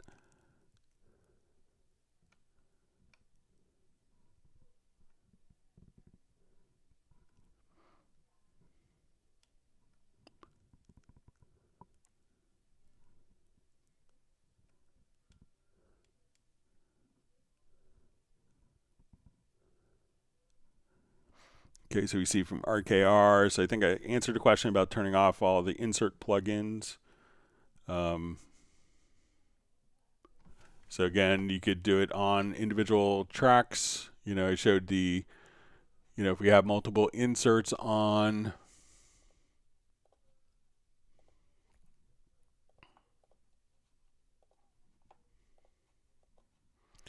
you can turn them all off by just clicking there. There's also the method that we showed with the project logical editor that you could use a key command for.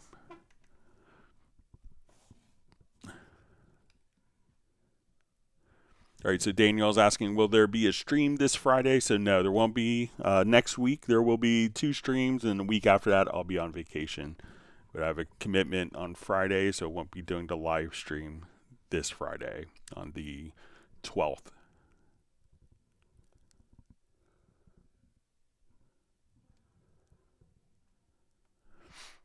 All right, Ace Amadeus asks, hi, Greg. What is the Steinberg instrument you mentioned a few weeks ago that sounds similar to an Oberheim? So really, it's going to be Rast or Rast-A. So we come over here. You could run it inside of Hallion or Hallion Sonic.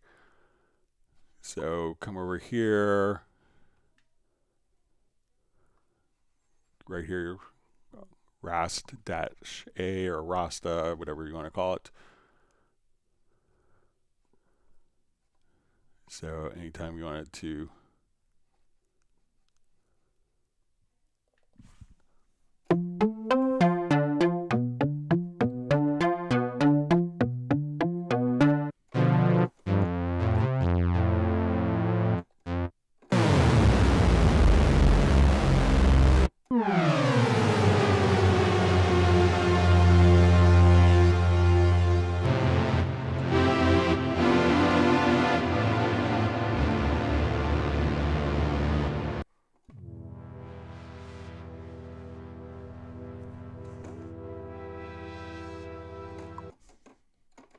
So check out some of these.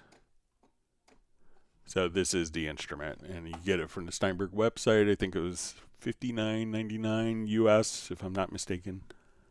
I could be wrong.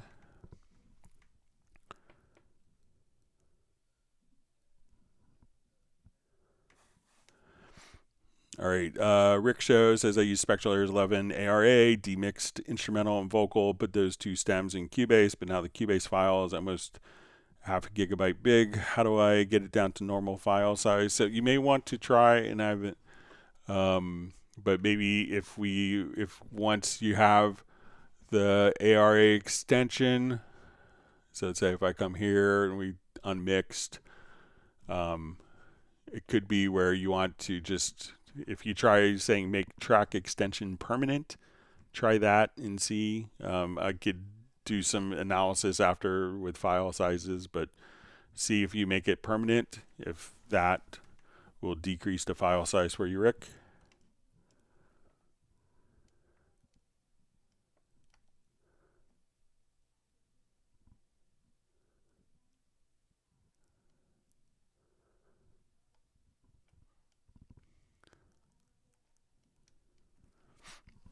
So you see Mark Raven says, Greg, that hum demo makes me think of localities and geofenced hum environmental music in the UK. The music has a 50 hertz undertones in series, even to produce in USA and broadcast in UK at 50 hertz. So yeah.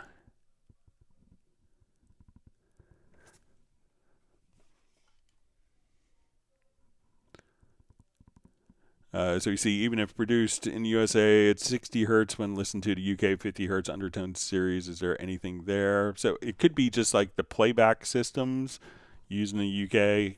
That could be what's causing the hum, or when people are recording back in the UK. So.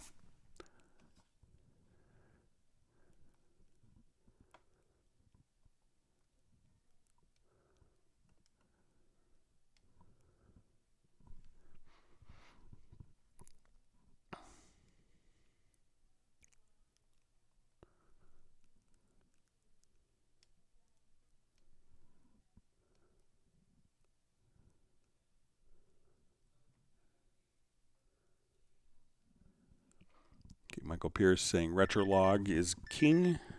So it's a wonderful instrument.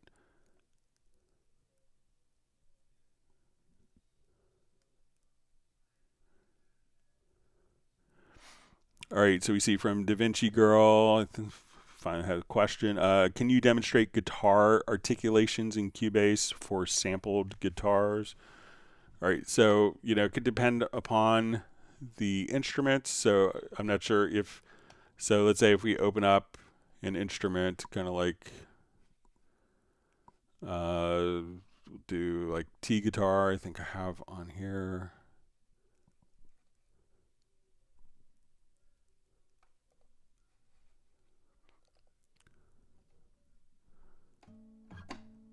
So, depending on how the instrument is designed, you could hear like when I release a key.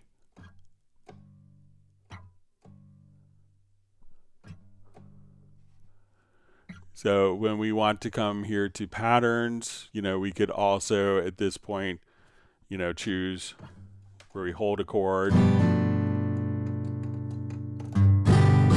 me just, make that sound less awful.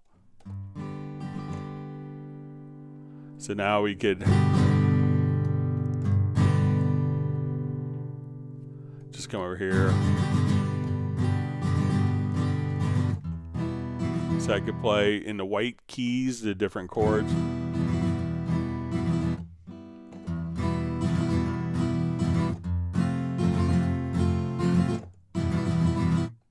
And then you could have kind of different strumming patterns. So if you wanted to, come over here, you could just choose, okay, I want this to be more, pop patterns or folk patterns. I could just kind of come over here. And as we would hit,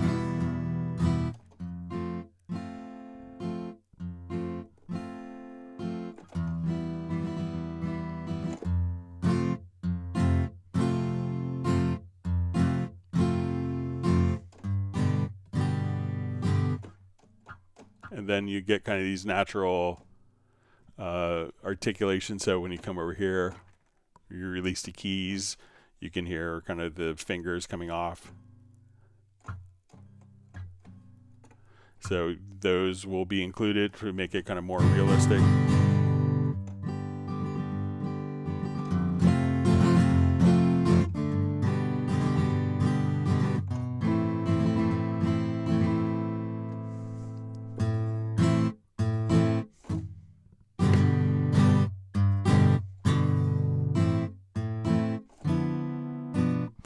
So as we just kind of pick, different pattern types, you could just, come over here. So let's say you want blues on this particular one. So you could load up different patterns.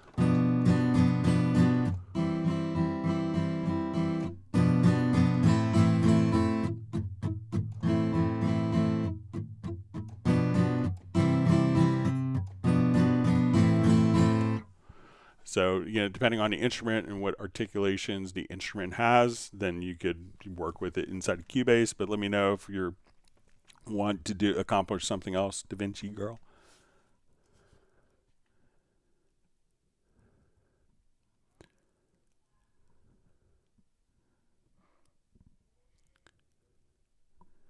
Michael Teens got a AKG C1000 for $50. It's a great deal.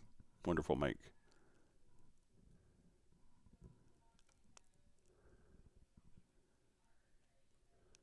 All right, glad to hear from Michael Pierce that his session with fellow attendee Steve went well.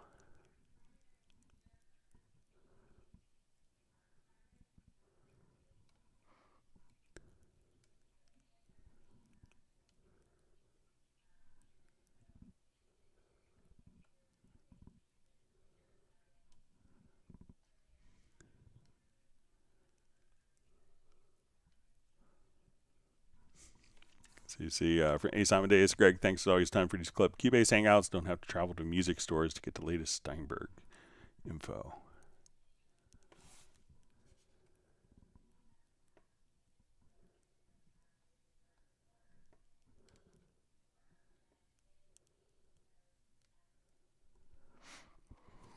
All right, 808 King says, thanks for the help today, Greg. Could you show in the media browser a little bit about MIDI files and how they work? Having some confusion.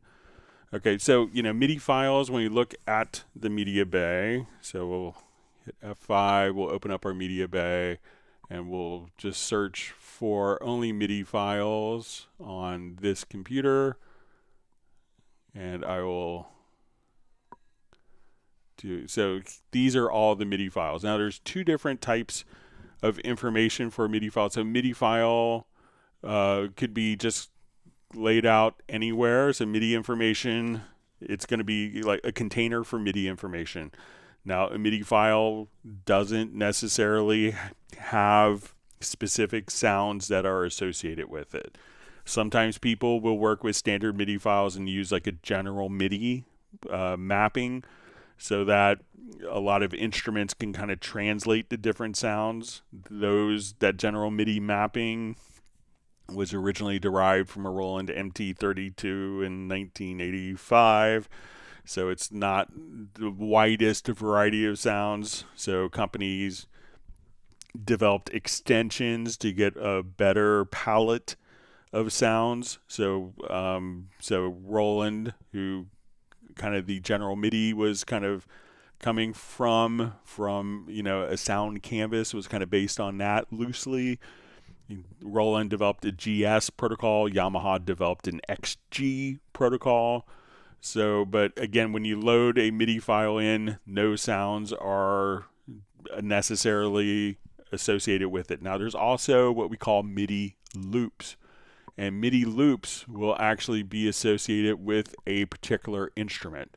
So when I come over to my media bay here, and let's say if we jump back and like if we go to like SQL library is a lot of, when we see this little circle, this is indicating that it's a MIDI loop. So this MIDI information, this is like a MIDI event that is automatically going to play back through a particular instrument, a particular software VST instrument, so that a drum part won't sound through a clavinet and stuff like that. So now when we do this, I go to audition a MIDI loop. A MIDI loop is associated with a particular instrument.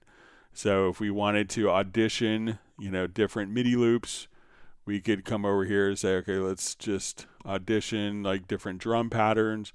That when we go to audition, that loads up the instrument in the background. And when I drop it in, the instrument is automatically loaded with that particular MIDI information. So that track is loaded with the particular instrument that it was designed to play with. Whereas a MIDI file, if I dragged and dropped it in, it could be a MIDI drum part, but if it's not assigned to a drum sound, at that point it could play back a piano sound. So it's something you often hear. So with MIDI files, what you can do in Cubase, if it's kind of set up for general MIDI protocol, we're using general MIDI. When you go to import a MIDI file, you can set the destination to do Hallian sonic multi-timbral, and this will use a general MIDI bank so that you could play back the sounds. But a lot of times, MIDI files don't have to be, the vast majority of MIDI files don't have to play back through like a general MIDI protocol, but it's a way of transferring MIDI from one program or device to another.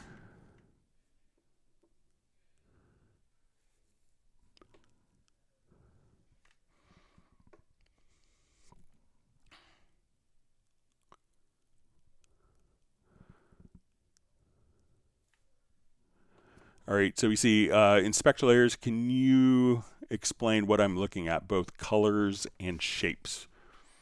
Okay.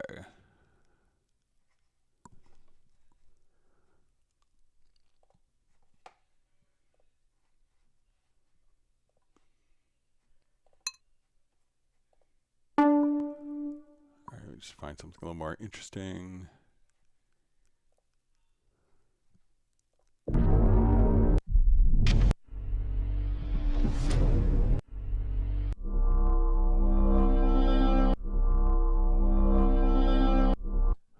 Okay, so when we want to look at this, so let's say we can hear how this sound evolves sonically and like with the pitch and tonality of it. So I'll take it off the loop.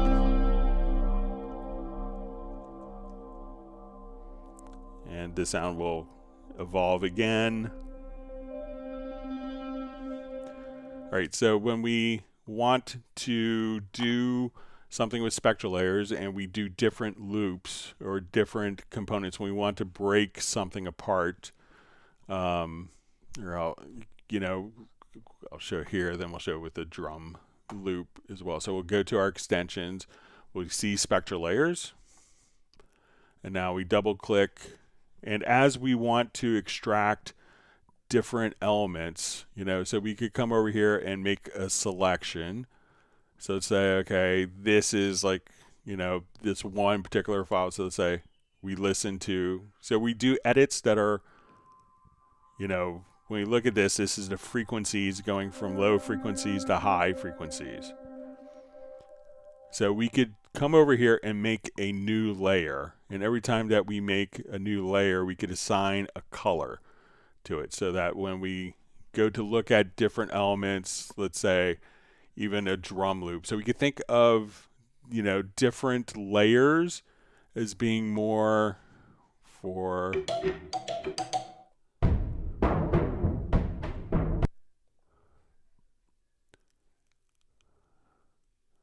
just find more traditional. All right, so say I want to take this loop here where we have kick, snare, and then we'll go into Spectral Layers. So as we go to Spectral Layers, we're going to say,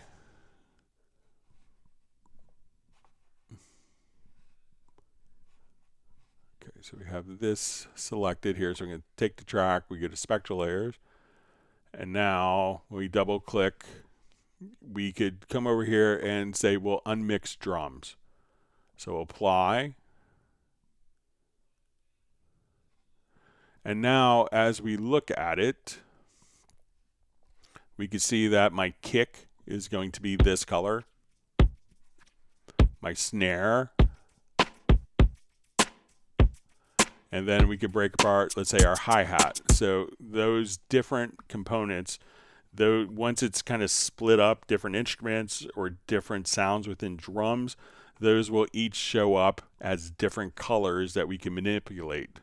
So if we say, okay, I want to take that particular drum event and let's loop it, I could now come over here and say, okay, I want less snare.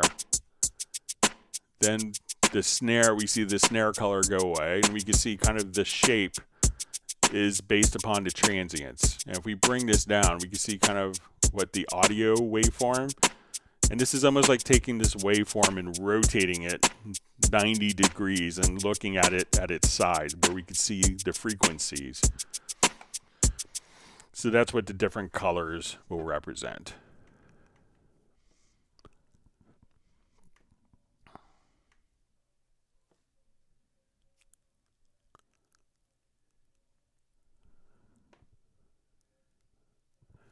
All right. Okay, so see DaVinci Girl had uploaded 2 guitar demos, so I don't have a link to them. So, all right, wonderful to see Randy Lee on. Glad you can make it today.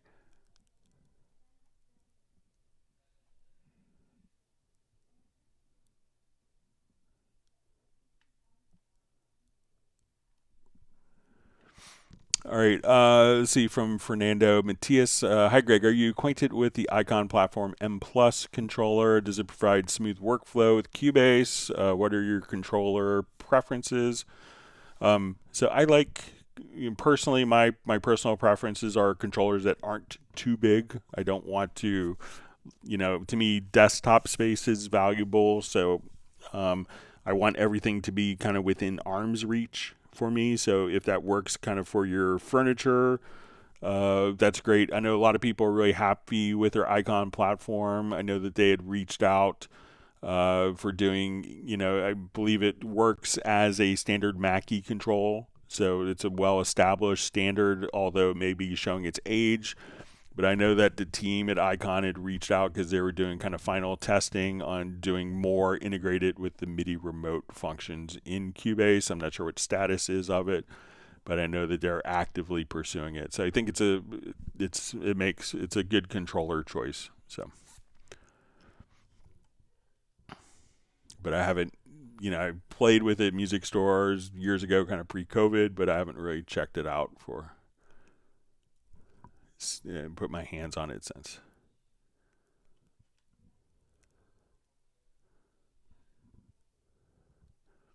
See, Sable Winter says she just discovered the Neumann audio interface with effects and tracking. Then I clicked when I choked when she saw the price.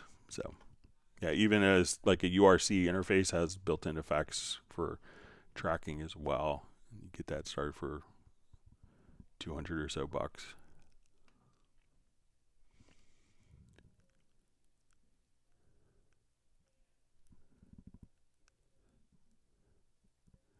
I think the Neumann interface was they had acquired another company and basically put a couple of features in. So. All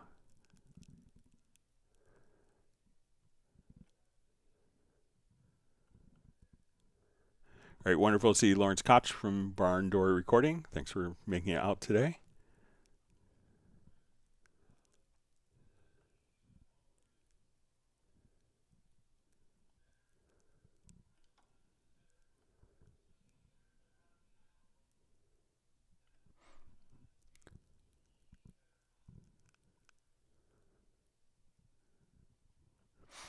All right, so we see from Ace Amadeus, Greg, will the old Waldorf PVG Wave Steinberg CDs work with the latest Cubase, or were those sounds migrated to the new Steinberg library? Thanks. So I think, Steinberg did the distribution on it, and that was done by Waldorf themselves. So I don't think that version would work I don't think it'll install on contemporary operating systems, but it might still be available if you check the Waldorf website. I think that they had revamped it, but I don't think that version would still work. I mean, that was probably 1999, 1998, so.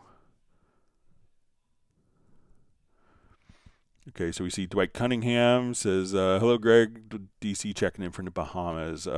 Greg, how can I reset the channel? All right, so let's take a look. Let's say I've done all sorts of horrific things to my channel. And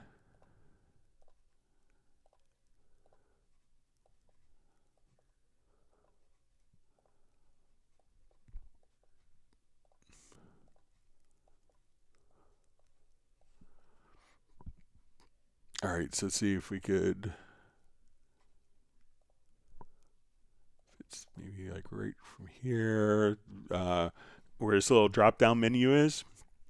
You could just choose reset channel, and then you're back to square one. So again, this little drop down menu, choose reset channel.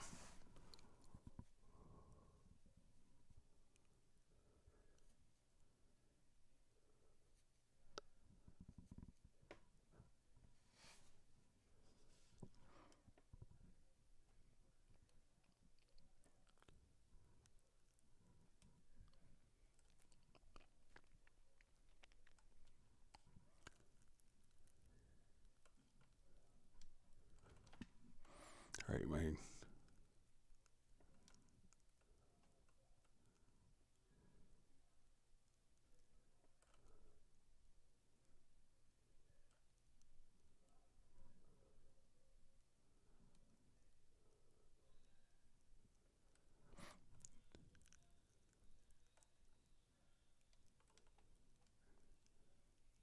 All right, so so I'm back where my chat was.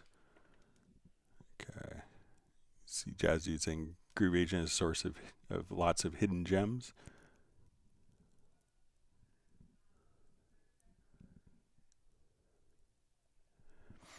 So Mark Raven just says he'll show me a great time if I go to Montana. So always wanted to go. It's like one of, I think, 5 states I haven't been to when I used to travel incessantly. And Gareth is inviting me to come to Bilbao. So we're close to going to Portugal on vacation and maybe Spain, but maybe next year.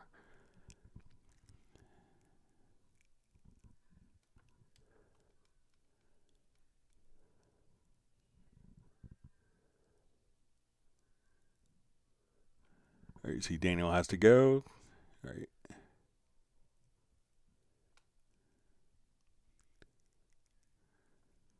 Thanks for joining us, Daniel. All right.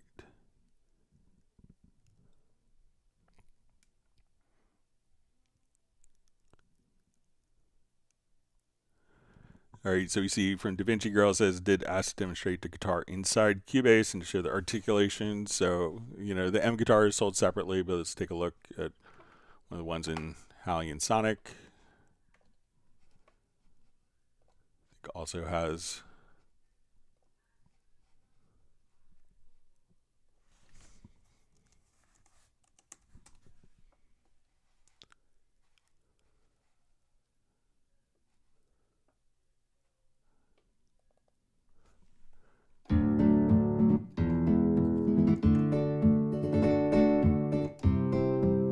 so in here what you can do is, with some of the different articulations is, come over here and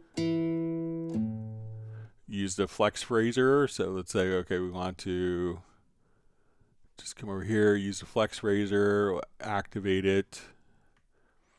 And then, so we can do kind of boring stuff like that, but as we want to come into like guitar and plucked, so let's say, okay, I want more smooth. And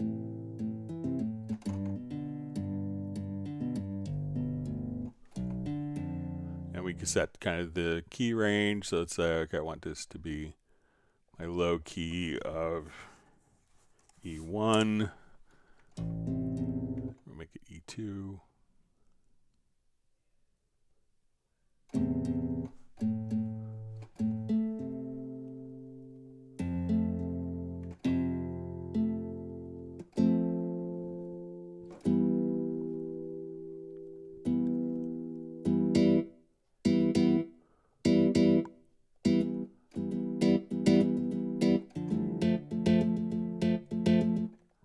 So again, you can come over here and just kind of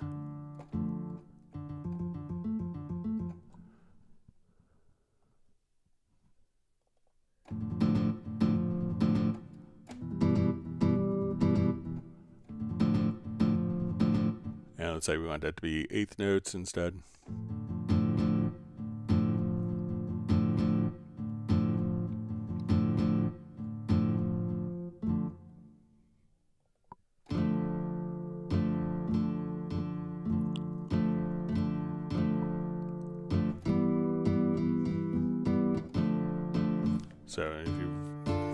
So different options that you have available.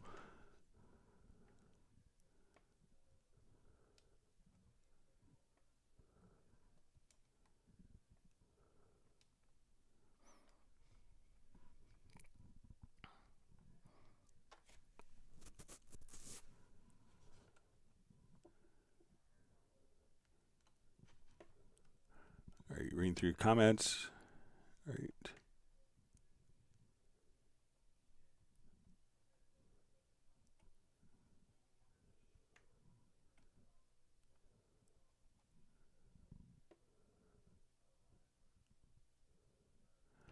All right, so we see from DaVinci Girl, it says solo guitar techniques, bending palm mute, and so on. So, it could really depend on the instrument, but let's say if we wanted to do more electric guitar,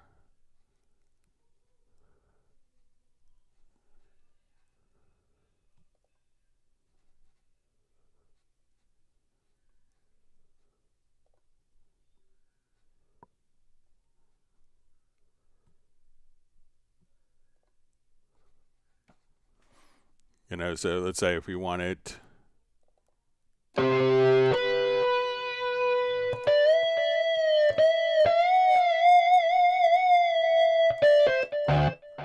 I'm not sure if some of these may have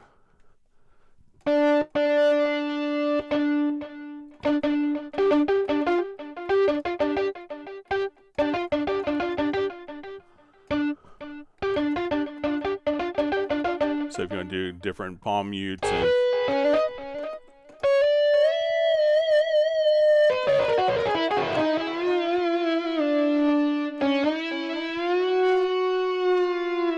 then if you wanted to, set your pitch bend range higher, you could do stuff like that. But if you want to do more, lead stuff.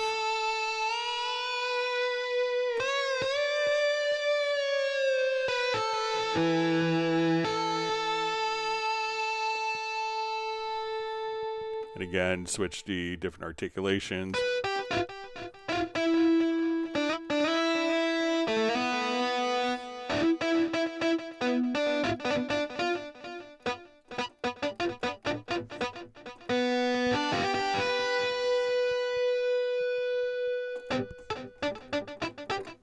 So you could do fun stuff like that for more electric sounds.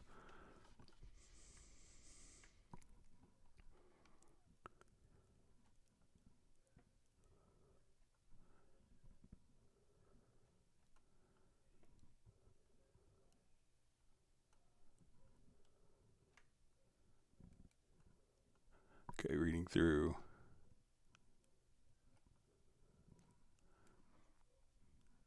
According to Gareth, we now have confirmed that Sable is the legend.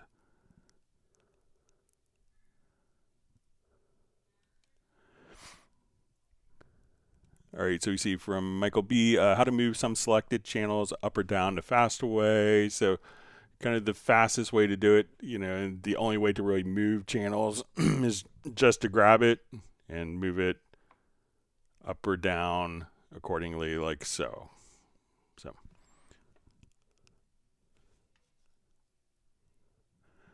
All right, so we see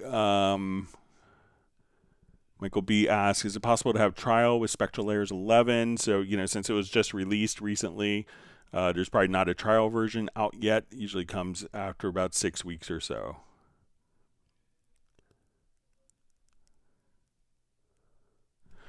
All right, so I know we had a couple questions that were mailed in. Let me get to those quickly before we run out of time.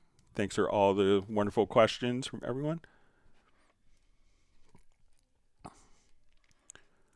All right.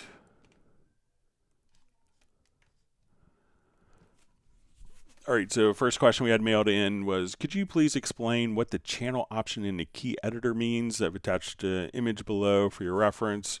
Just so when we look at a MIDI part and we look at it in the key editor, we'll often, when we have notes selected, see a MIDI channel. So when we deal with MIDI information, there's going to be a MIDI port. So MIDI port is a connection. A MIDI port has 16 channels. So that means one MIDI connection, if you're using like a DIN cable, could have 16 different sources or sounds, independent sounds. Think of it like TV stations. So you could have one MIDI port, you get 16 channels, 16 different sounds at once. If you have two MIDI ports, so if you have like a 2-in, 2-out MIDI interface, you could have 32 different sources. So with VST instruments, it used to be like, really expensive to fill up a lot of MIDI channels. You had to have hardware to do it. Now with VST instruments, when we have a multi-timbral instrument like Hallian Sonic, so when we come over to Hallian Sonic, we could have 16 different sources that are loaded up. So I could have a T guitar here, I could have a drum machine here, so that we could do this, and we could have 16 different sounds on one MIDI port.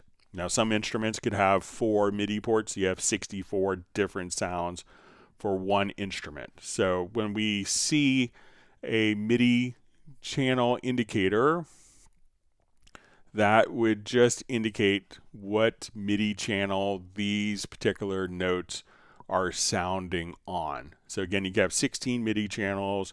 Each of those MIDI channels can have 128 notes playing at once. And you could have 16 channels per MIDI port, and you could have multiple MIDI ports. So that's what the channel does. All right, so we have a question. I received a piece of hardware back today from repair. Unfortunately, though it is set up and tested, I cannot get Cubase to find the appropriate channel via Midi. In fact, I cannot find any of the Midi channels. I'm routed as below. Cubase Mac to Antelope Orion 32 Generation 3, to Midi cable to RME M32DA, to Midi cable to Ferrofish Pulse MX, the Game Changer Audio Plasma Rack, Midi 63 and Midi 64. So, if you're running, so generally you would need to have a Midi card, and most people, a very common Midi card is going to be the Army Midi card.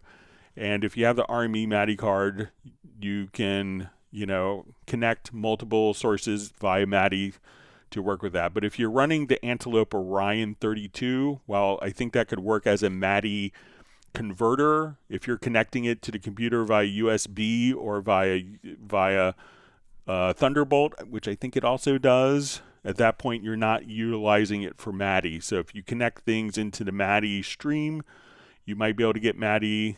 You don't have Midi in a computer, so you just have the Antelope Orion basically just running as a USB or a Thunderbolt interface, and you're not utilizing its Midi capabilities. While you may have the physical connections, so if you had a Midi card, you could take the 32 channels from the Antelope Orion and connect it in and use the Antelope as your converter going into the Midi stream. But I don't think if you have it connected, if the Mac is connected directly to the Antelope Orion, that it's functioning as a Midi device. All right, we had another question sent in. Hi Greg, how to create a groove quantize preset from a drum loop? Okay, so let's say if we have this drum loop here that we're listening to, and let's say if I drag this loop into, let's say, a different channel. All right, so we have a drum loop. I'm going to open up my Quantize presets here. So let's say I'm going to have this set to 16th notes. So if I drag a loop over into my Quantize panel, that will automatically create our groove quantize preset of the drum loop. So whether it's MIDI or audio, we could just drag a loop directly into the quantize preset, and that will automatically make the groove quantize of that particular file. All right. Question. Hey, Greg, hope you are well. I have a weird one for you, never experienced before. So I grouped all my vocals to a group bus, no worries there. But when I wanted to put plugins on the insert, it was grayed out and I couldn't remove the insert. Any thoughts? Let me know, amigo. Okay, so if probably what happened is let's add an audio. We'll add some audio tracks. We'll come over here. We're going to take these audio tracks and route it to a group. And let's say on our group channel, we have a plugin. We'll do something like the vocal chain. Okay, so we have that. So what it sounds to me like on your group channel is when it's grayed out, you might have on the bottom left-hand corner of the transport, you'll have this little button here that's the constrain delay compensation. So when that's turned on, this is to minimize plugins that cause latency during tracking. We can see that now this is kind of grayed out and inactive. I can't remove it. I will now come over here and we'll turn the constrain delay compensation. So the concept is if you're tracking and you have plugins that are causing a lot of latency, you could hit one button and the high latency plugins are just kind of bypassed. So now when we come here, they're disabled. So now when I come turn that on and off, now the plugin is freely editable, and we can come over and make changes as we see fit. Okay, next question. How to make the click track play with an 1/8 note pulse instead of quarter notes. Okay, so let's come over here. We'll just do a brand new project and say we're starting off.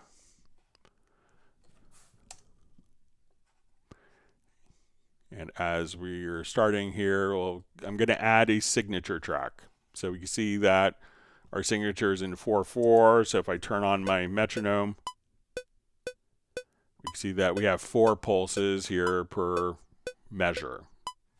So if I wanted this metronome to play back in 1/8 notes, what I could do is select this, select our 4/4 meter, and we'll see our click pattern presets. So now we could just say, let's do double tempo. Or if we wanted to kind of change, or if we want to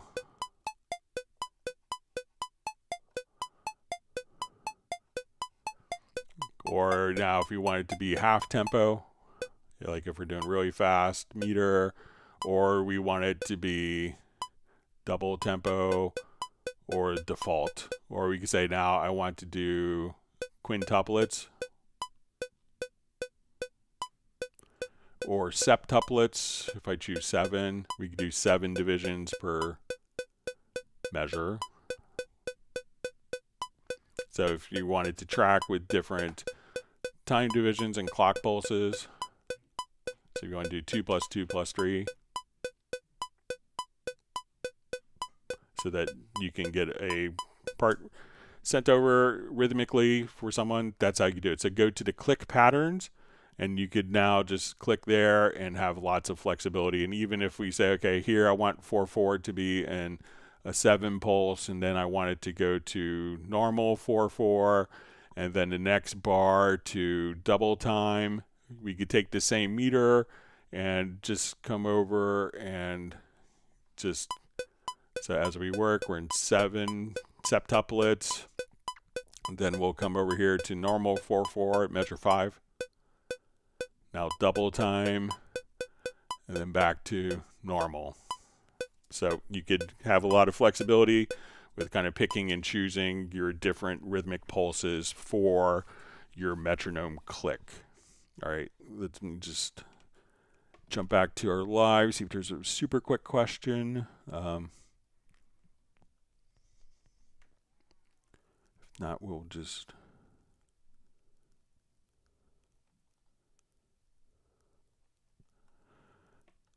All right. All right, so I think we're just about out of time. I want to thank everyone for all of the wonderful questions. All right, I see a quick question here. How can I have more sidechain sends? So, you know, when you do sidechains, you could do up to 8 at once, but if you duplicate the track or send it to a group, so let's say we have an audio track.